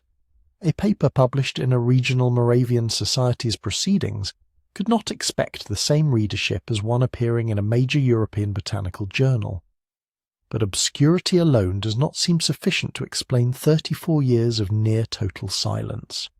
There was also something about the nature of Mendel's approach that may have made it difficult for contemporaries to know what to do with it. Biology in the 1860s was, as a discipline, still largely organized around the work of observation, description, and classification. It named species, it mapped distributions, it described structures. The idea of treating heredity as a phenomenon governed by mathematical ratios, of counting peas in their thousands and writing out algebraic expressions for the expected outcomes of crosses, was a mode of thinking that most naturalists of the period had not been prepared for and didn't immediately recognize as the language of a genuine discovery. And then there was the climate of the times more broadly. The 1860s and 1870s were years of intense and often heated debate about Darwin's theory of evolution, which had appeared in 1859 and was still reshaping the intellectual landscape of the natural sciences when Mendel's paper was quietly circulating in its 100 or so copies. The great questions of the day, as most working scientists understood them, were about species, about descent, about the age of the earth, and the mechanism of natural selection. Mendel's paper addressed a question that seemed, to many who might have glanced at it, narrower and more technical: the patterns of transmission in hybrid pea plants over a few generations. That it contained the answer to the very question that lay at the foundation of Darwin's unfinished theory was not, under the circumstances, easy to see. Breathe in slowly and let it go. You need not solve any of this tonight. The world is quiet and the story has time, so the paper settled into the shelves of those 100-odd libraries. The journal went on publishing. Mendel went on with his life, his duties, his teaching, the slow accumulation of days inside the monastery walls. In later years he would continue to think about heredity, attempting similar experiments with other plants and finding, with the hawkweeds he chose, results that confused and troubled him, because hawkweeds reproduce in ways that violate the very regularities his pea plants had revealed. He wrote to Nägeli, he waited, and though there is no record that he lost faith in what the peas had shown him, there is also no evidence that he expected at this point the wider world to come around.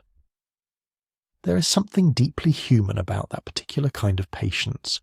The patience of a person who has understood something clearly, who has done the honest and careful work of verifying it, and who then watches the world turn away to look at other things. Not bitterness, or at least not bitterness only.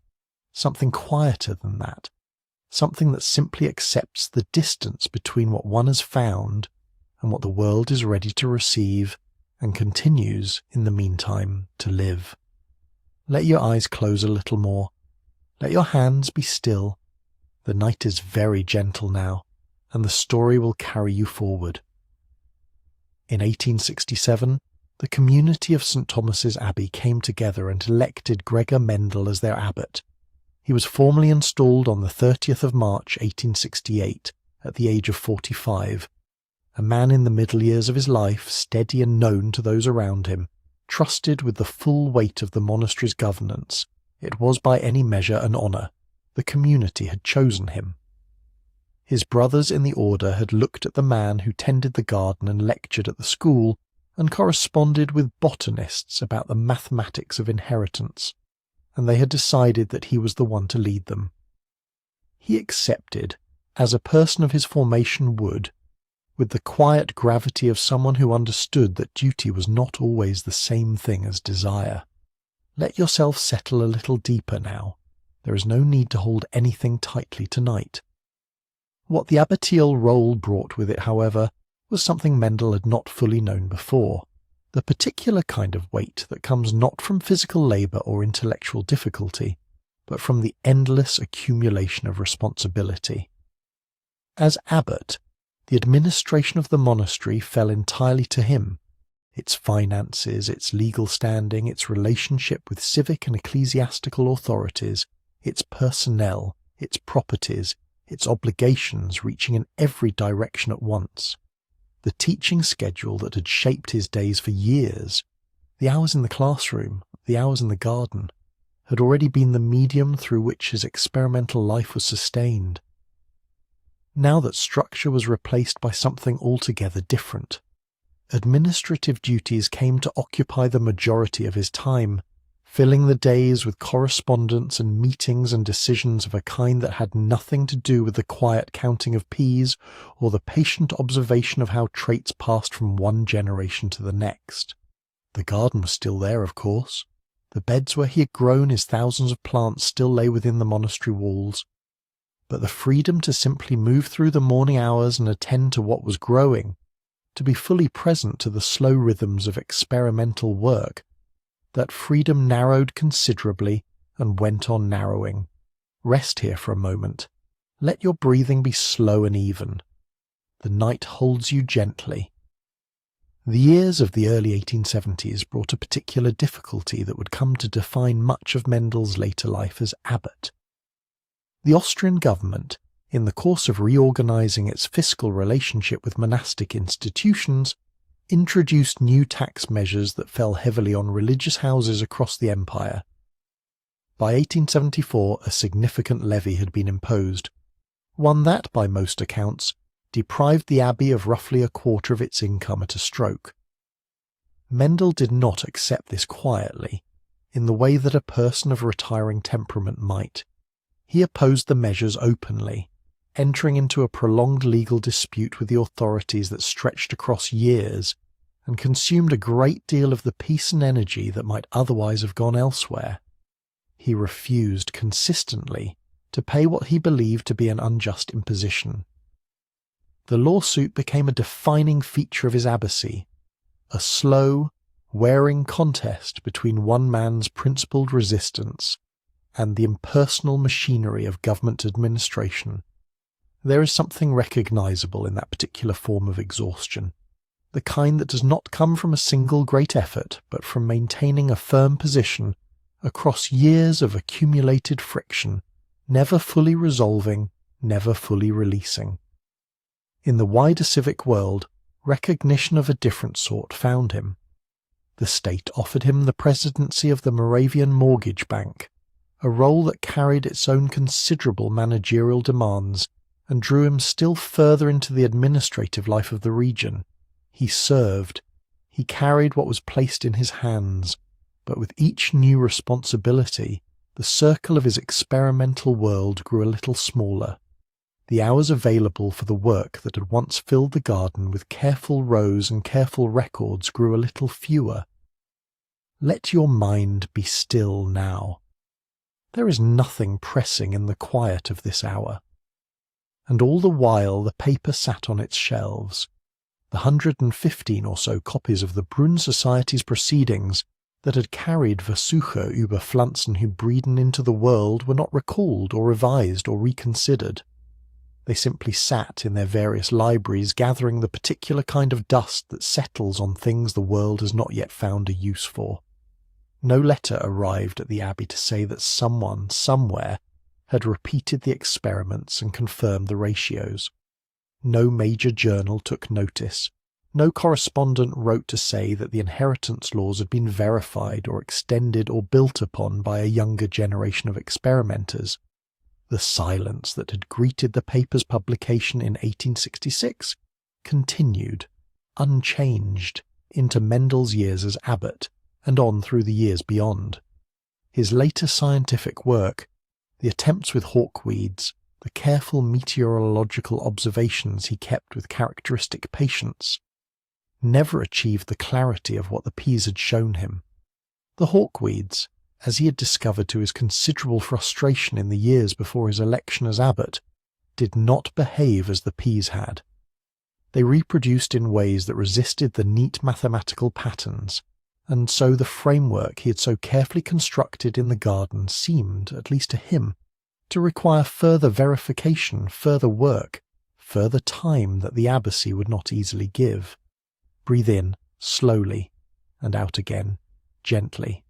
Let the story hold you. What is most quietly affecting when you sit with this period of Mendel's life is not the injustice of it, though there is something that feels like injustice in the way that any talent left unacknowledged carries a kind of ache. What is most affecting is the composure with which he appears to have borne it.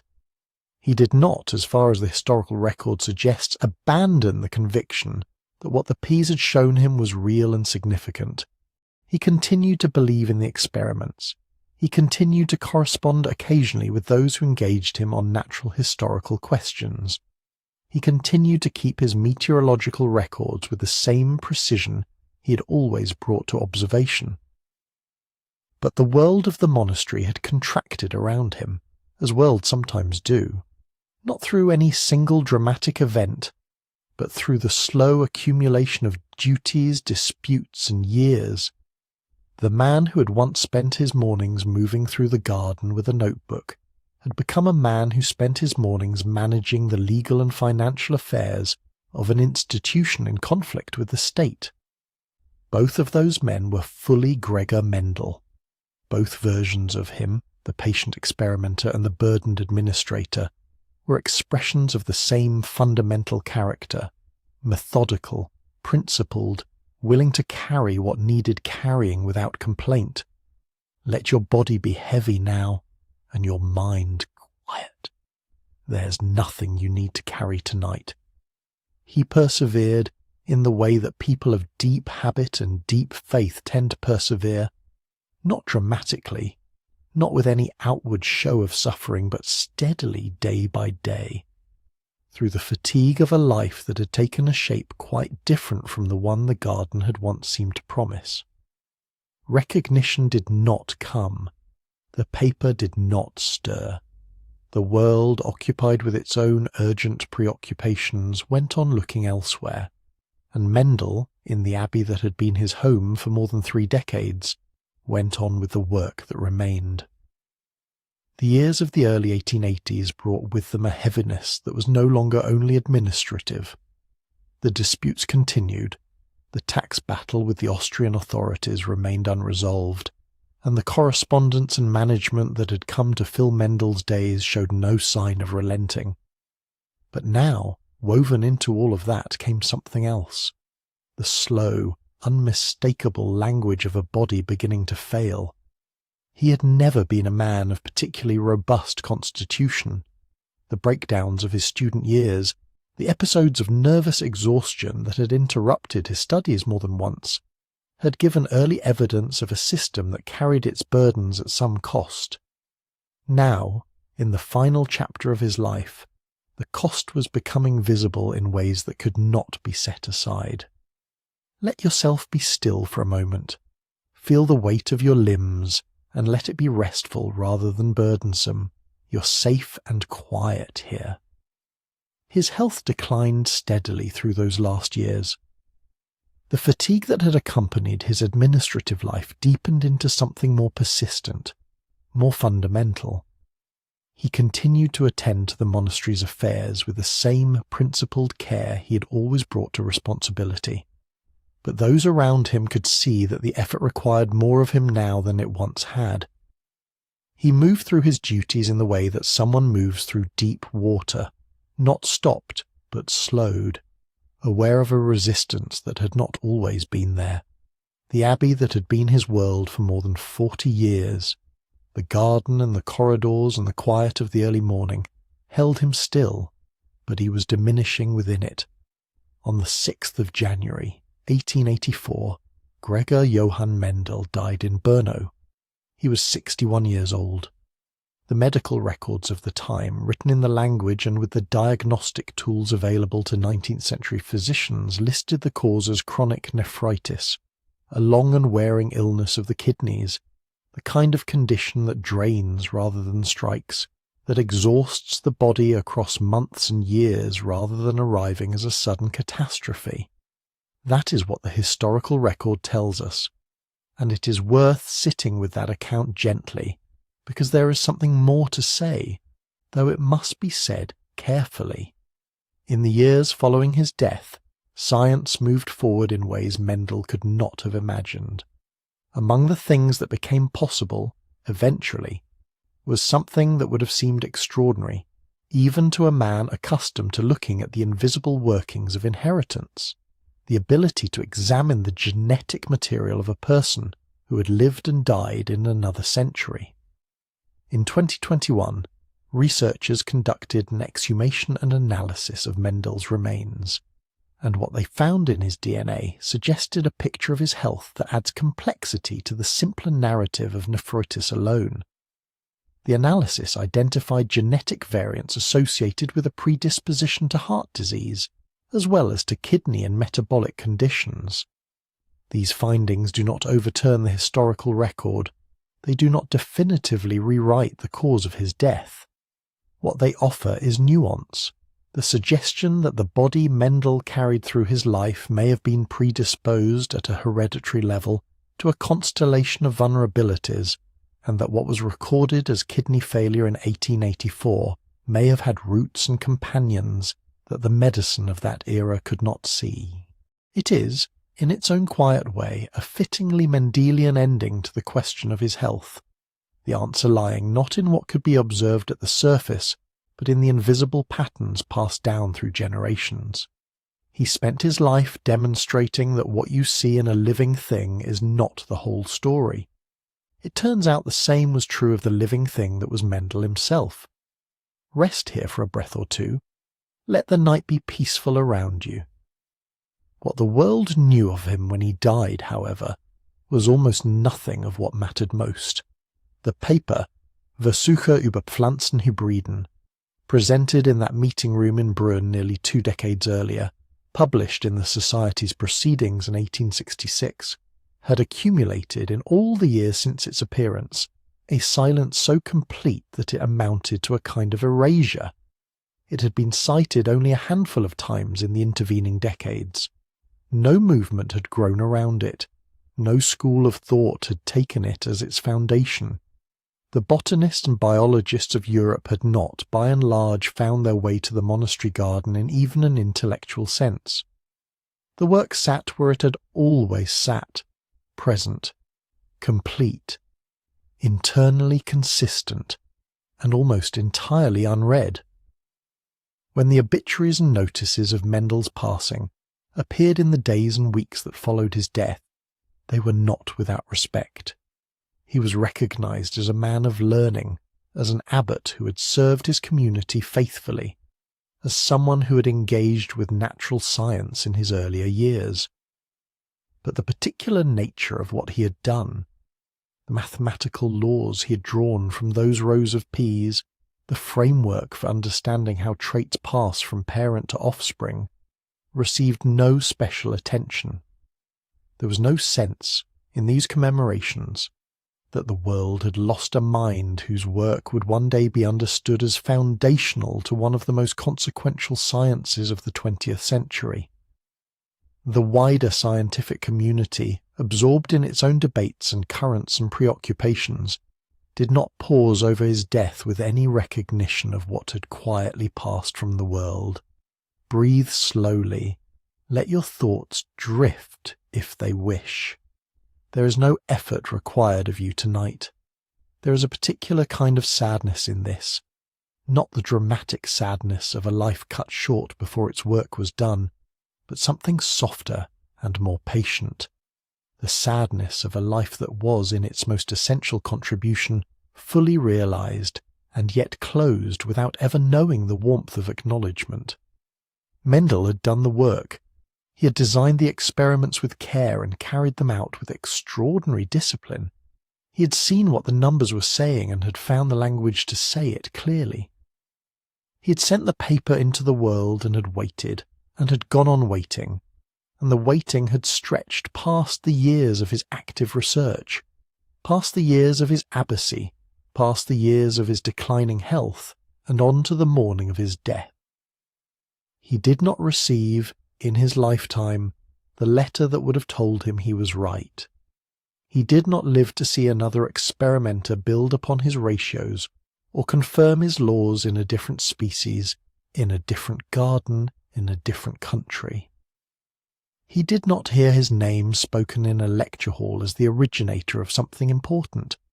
The recognition that would eventually come, and it would come fully and with something close to reverence, arrived 16 years after he was buried. It arrived for a man who was no longer there to receive it. Let your eyes be still.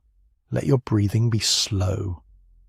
The story is nearly ready to turn toward the light. What remained after the 6th of January 1884 was the paper, the monastery, the garden, which would go on growing long after the man who had made it famous had left it, and the truth, patient, unhurried, and entirely indifferent to whether anyone had yet noticed it, waiting in its own quiet way, as Mendel himself had always waited for the world to catch up. And the world did catch up, not quickly, and not without complication, and not in quite the clean and luminous way that certain later tellings of the story would suggest. But it caught up, and when it did so with something that looked, from a distance, very much like recognition, though the closer you examine it, the more interesting and imperfect the picture becomes.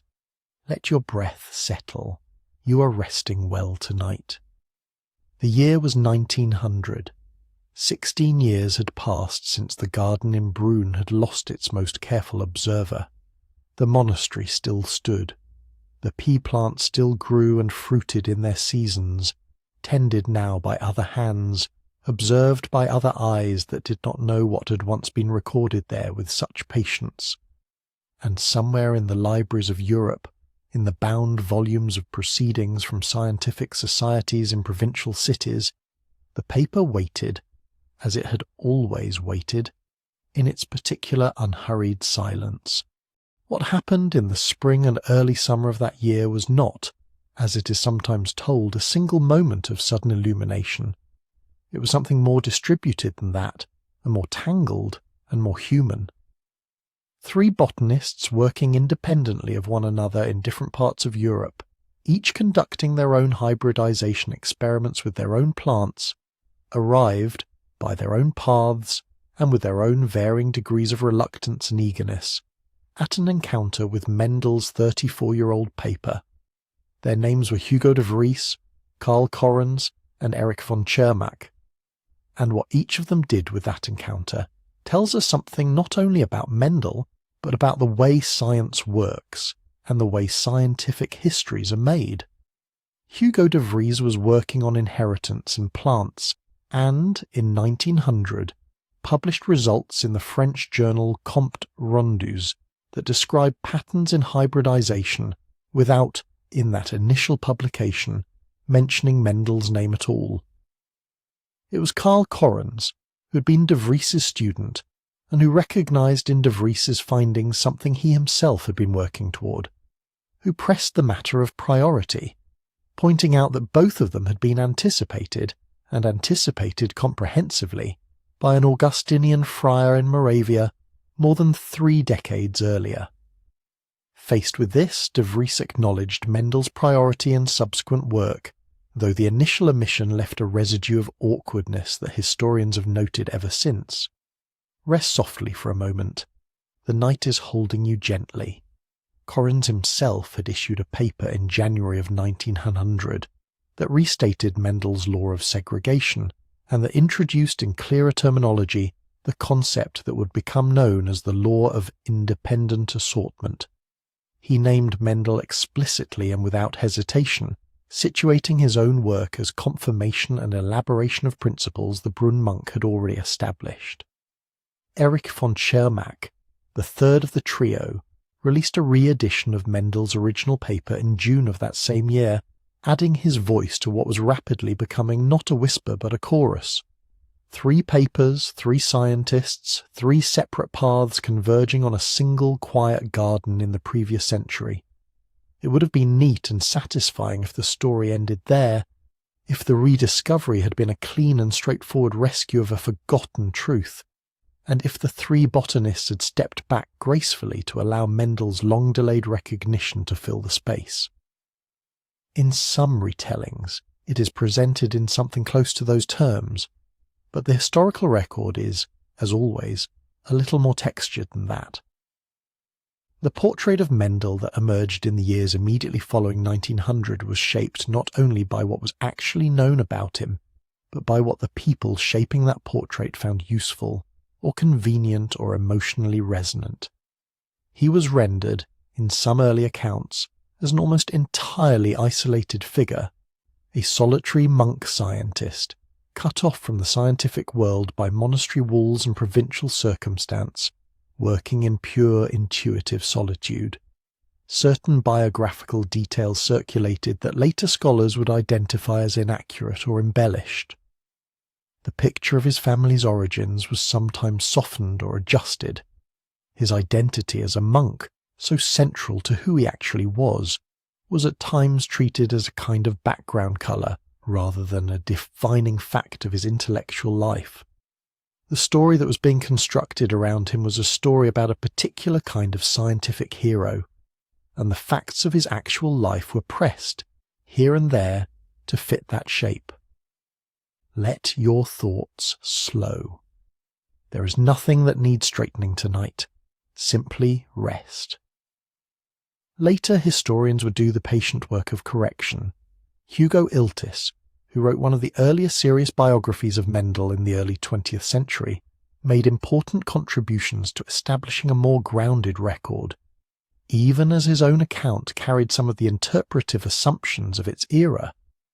More recent scholars, researchers working in the tradition of careful historiography, examining the original documents, the correspondence, the monastic records, and the scientific papers themselves, have continued to refine the picture. The rediscovery they have shown was not entirely a rediscovery in the absolute sense. Mendel's paper had not been wholly invisible in the intervening decades. A small number of plant breeders had cited it, and certain scientists in the field of hybridization had at least encountered its existence, even if they had not absorbed its significance. The complete ignorance of Mendel before 1900 is, scholars have pointed out, itself something of an oversimplification, a detail smoothed away in the service of a more dramatic narrative. None of this diminishes what happened in 1900. The effect was real and consequential. The 3 papers of that year drew concentrated attention to Mendel's work in a way that had never happened before, and the response from the broader scientific community was swift. William Bateson, the English biologist who became one of Mendel's most ardent champions, read the work and recognized in it the framework he'd been searching for. He published Mendel's Principles of Heredity in 1902, bringing the laws of segregation and independent assortment to an English-speaking audience with the full force of his enthusiasm and his considerable scientific reputation. A new field began to crystallize, not yet called genetics by everyone, but moving steadily in that direction, with Mendel's ratios at its mathematical heart. Breathe quietly here. You are doing beautifully.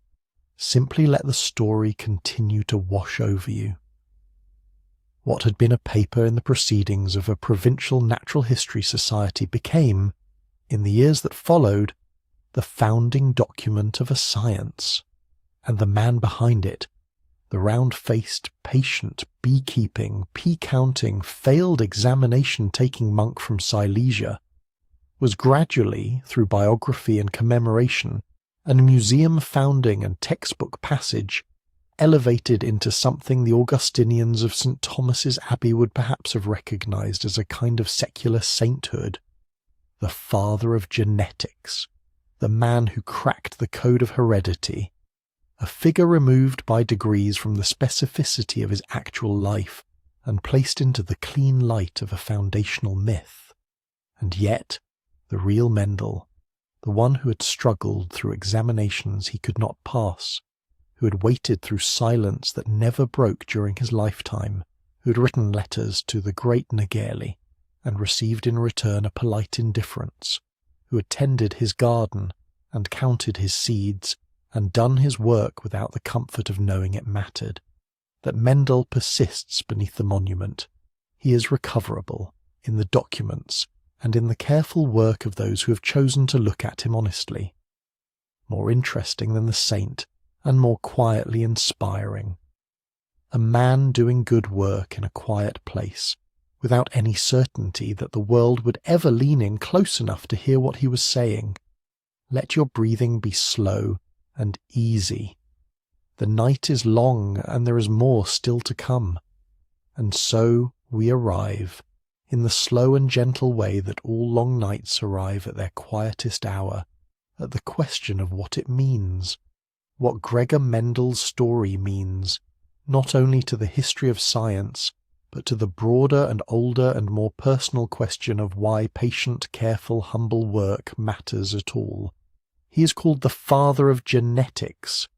That title has settled around him with the permanence of something chiselled into stone, and it is not wrong exactly, though like all such titles it compresses into a few words what is in reality a long and complicated inheritance of ideas, confirmation, argument, and revision. What Mendel discovered in that walled garden in Brunn, the patterns of separation and recombination, the ratios that held across generations, the invisible factors that he intuited must be carrying information from parent to offspring, became, in the hands of the scientists who followed him, the mathematical foundation on which an entire science was built. Genetics is a word that Mendel never used. He did not live to see chromosomes identified, or genes named, or the double helix described. He did not know that the factors he had counted were physical objects located in the nucleus of every living cell, passed from body to body across all the generations of life. He knew only what his pea plants had told him, through the slow and patient language of counting and recording, and what they had told him turned out to be true in ways that reached far beyond anything he could have imagined standing in the garden with his notebooks. Let your eyes rest. The night holds you gently. There is nothing to do now but breathe and listen. The rise of modern heredity research, the movement that transformed Mendel's ratios into a working science capable of understanding disease, development, evolution, and eventually the sequence of the human genome itself, is a long and branching story, and this is not the place to follow all its threads. What matters here is simpler than that. It matters that Mendel's laws provided the first durable grammar of inheritance. It matters that the patterns he observed in smooth peas and wrinkled ones, in purple flowers and white ones, turned out to describe something real and fundamental about the way all living things pass their nature to their children.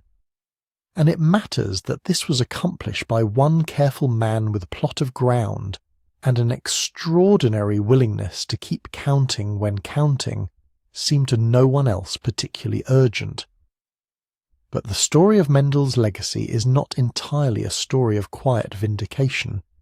There is a complication woven into it, and it deserves to be held here for a moment, not resolved too quickly, and not dramatized beyond what the evidence actually supports, but acknowledged, because it is part of the honest texture of this particular life and this particular work. In 1936, more than half a century after Mendel's death, and more than 3 decades after the rediscovery of his paper, a British statistician and geneticist named Ronald Fisher published an analysis of Mendel's original data. Fisher was one of the most formidable mathematical minds in the history of biology, and what he found when he turned his attention to Mendel's recorded ratios was troubling in a quiet and technical way. The numbers, Fisher argued, were too good. Not wrong. The ratios of 3:1 and 9:3 to 3:1 that Mendel had reported were exactly what the theory predicted, but too consistently, too neatly close to what the theory predicted across too many separate experiments. Pure chance, Fisher pointed out, should have introduced more scatter, in the way that a fair coin, flipped 1,000 times, will produce a result near 500 heads, but rarely exactly 500. Mendel's results should have wandered more freely around the theoretical expectation than they actually appeared to do. The implication Fisher drew, cautiously but unmistakably, was that the data had been shaped in some way, whether by Mendel himself, or by an assistant, or by some process of unconscious selection, to better match what the theory said they ought to be. Rest here for just a moment. There is no urgency in any of this. Let the question simply float for a while without needing an answer. This is what has come to be called the Mendel-Fisher paradox, and it remains, even now, genuinely and interestingly unresolved. The debate has continued across the decades since Fisher raised it. Some researchers have found Fisher's statistical argument compelling and have concluded that some form of unconscious or conscious data adjustment must have occurred. Not necessarily fraud in the deliberate sense, but perhaps a tendency to keep counting in ambiguous cases until the result looked right, or to favour clear-cut specimens when classification was uncertain. Others have pushed back, arguing that Fisher's own analysis contained assumptions that may not hold, and that careful reanalysis of Mendel's experimental design suggests the results are not, in fact, as statistically improbable as Fisher believed.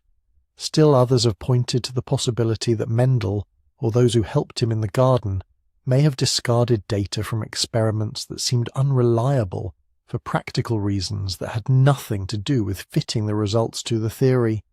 A kind of selection bias that would not constitute dishonesty, but would nonetheless make the surviving numbers appear tidier than the full picture might have been. None of these explanations has been conclusively established. The documentary record is not complete enough to settle the question definitively, and so the Mendel-Fisher paradox remains what it is, an honest complication in an honest story, a place where certainty gives way to careful uncertainty, where the most truthful thing to say is that we do not fully know. Breathe slowly. You are resting well.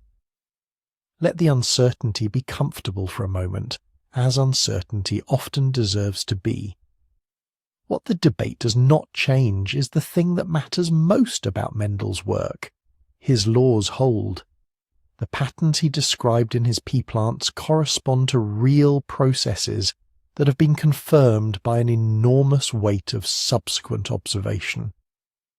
Whatever the precise status of his original data, whether it was counted with extraordinary precision or shaped in some unconscious way toward tidiness or something in between, the conceptual framework he constructed from it was correct, and it was constructed by a man who had no institutional support, no scientific fame, no sense that the world was listening, who failed his teaching examinations not once but twice, who wrote his results into a paper that was received with something very close to silence, and who continued to believe in the work anyway, because the garden had shown him something true and he knew what truth looked like when he saw it. Let yourself settle more deeply. The hour is very quiet now. There is something in that picture, the patient monk, the quiet garden, the long and unbroken silence, the work that outlasted everything, that speaks to something older and more persistent than any particular scientific discovery. It speaks to the possibility that careful attention, applied consistently in a small space without recognition or reward, is not wasted. That the act of looking closely at the world and recording honestly what you see has a value that does not depend on whether anyone notices while you're alive to see them notice. Mendel's story does not promise that good work will always be recognized.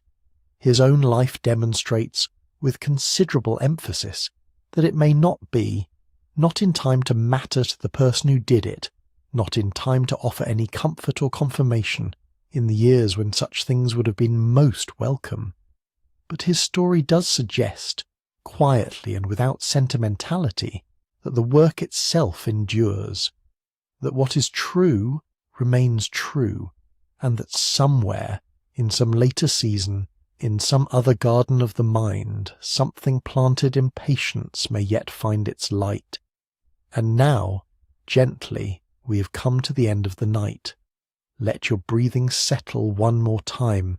Let your body be heavy and still. There is nothing left to carry now, only the slow, soft closing of a long and patient story. We began this evening in a farm village in Silesia, a small place of fields and seasons and quiet obligation, where a boy was born sometime in the summer of 1822, baptized on the 22nd of July into a family that worked the land and felt the weight of that work in every year they lived. His name then was Johann. He was a farmer's child, the kind of child history rarely notices. He helped in the orchard. He watched the bees. He learned, somewhere in the long, still hours of his boyhood, to look closely at living things, and to find that looking closely was a kind of pleasure, a quiet one, patient and unhurried, exactly suited to a mind like his. He could not afford the future he was reaching toward. The tuition fees were too steep, the winters too long, the family's resources stretched too thin. And so he found another road, as people in difficult circumstances sometimes do. Not the road they imagined, but one that turned out to carry them, in the end, somewhere extraordinary. In 1843 he entered the Augustinian order at St. Thomas's Abbey in Brünn, received the name Gregor, and was given something he had never quite had before, a place to belong, a library to read in, a garden to tend, and teachers who recognized that his mind was worth cultivating. Rest here for a moment. You are safe. The story is almost told. He became a monk, and then a teacher, and then something harder to name.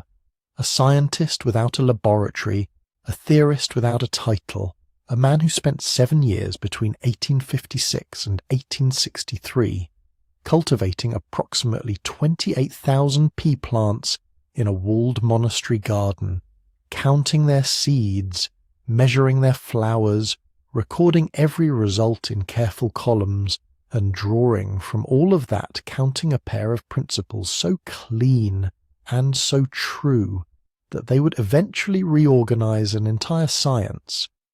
He called them, in his own way of thinking, simply the laws by which traits separate and recombine. We call them the laws of segregation and independent assortment. He stood before the Brno Natural History Society in February and March of 1865 and presented what he had found, and the paper was published the following year, and then almost nothing. A handful of citations over 35 years. A silence so complete that it might, in a lesser person, have suggested the work was worthless. It was not worthless. It was simply ahead of its season, the way certain seeds lie dormant through winters they were never meant to survive, waiting for conditions that have not yet arrived. Let your eyes rest. There is nothing more to watch for tonight. Just breathe. He became abbot in 1867, and the garden receded behind the weight of administration and dispute and the long, slow labour of running an institution. He grew older, his health declined. He died on the 6th of January 1884 of chronic nephritis, according to the records of his time, though much later examination would suggest his body may have held other vulnerabilities as well, the kind that leave no notation in old ledgers. He died having received no scientific recognition of any significance, having outlived whatever hope he may once have held that the world would find his paper and understand what it contained. And then, 16 years later, the world did. 3 botanists working independently in the year 1900, Hugo de Vries, Carl Correns, and Erich von Tschermak, encountered Mendel's long quiet paper and recognized in it the foundation of something they'd been trying to build themselves. The science of genetics was born, in a manner of speaking, from a document written by a man who had been dead for a decade and a half. The father of genetics never knew he was the father of anything. That particular gift was given entirely to those who came after. Breathe slowly now. The night is very deep and very gentle. This is the quiet inheritance that this evening has been circling around. Not only the inheritance that Mendel studied and named and counted in his garden, but the broader, stranger one that his life itself became, the inheritance of patient work that finds no reward in its own time, the inheritance of careful attention given freely without guarantee to something true. There are more lives shaped this way than history tends to remember. Most careful work goes quietly. Most honest observation happens in small places, without witnesses, without applause. Mendel's story does not make that easier exactly, but it makes it mean something. It suggests that the season of recognition and the season of labour need not be the same season, that what is planted in obscurity may still, in some unhurried future, find its way into the light. If tonight's story moved something in you, if you found yourself resting a little more easily in the company of this gentle, patient, remarkable man, we would be so glad to know. Leave a comment wherever you're listening from tonight. A city, a countryside, a room you love, a room you're only passing through. You're welcome here from anywhere, and hearing from you is one of the quiet pleasures of this channel. And if the quiet Pantheon has become a place you return to when the night needs softening, please consider subscribing and leaving a like. It helps more people find their way to these long, slow, restful evenings. Good night now. Wherever you are resting, we hope the night holds you gently. Gregor Mendel tended his garden and trusted the truth of what he saw. Whatever small, careful thing you're tending in your own life, we hope it finds its season. The quiet Pantheon will be here tomorrow.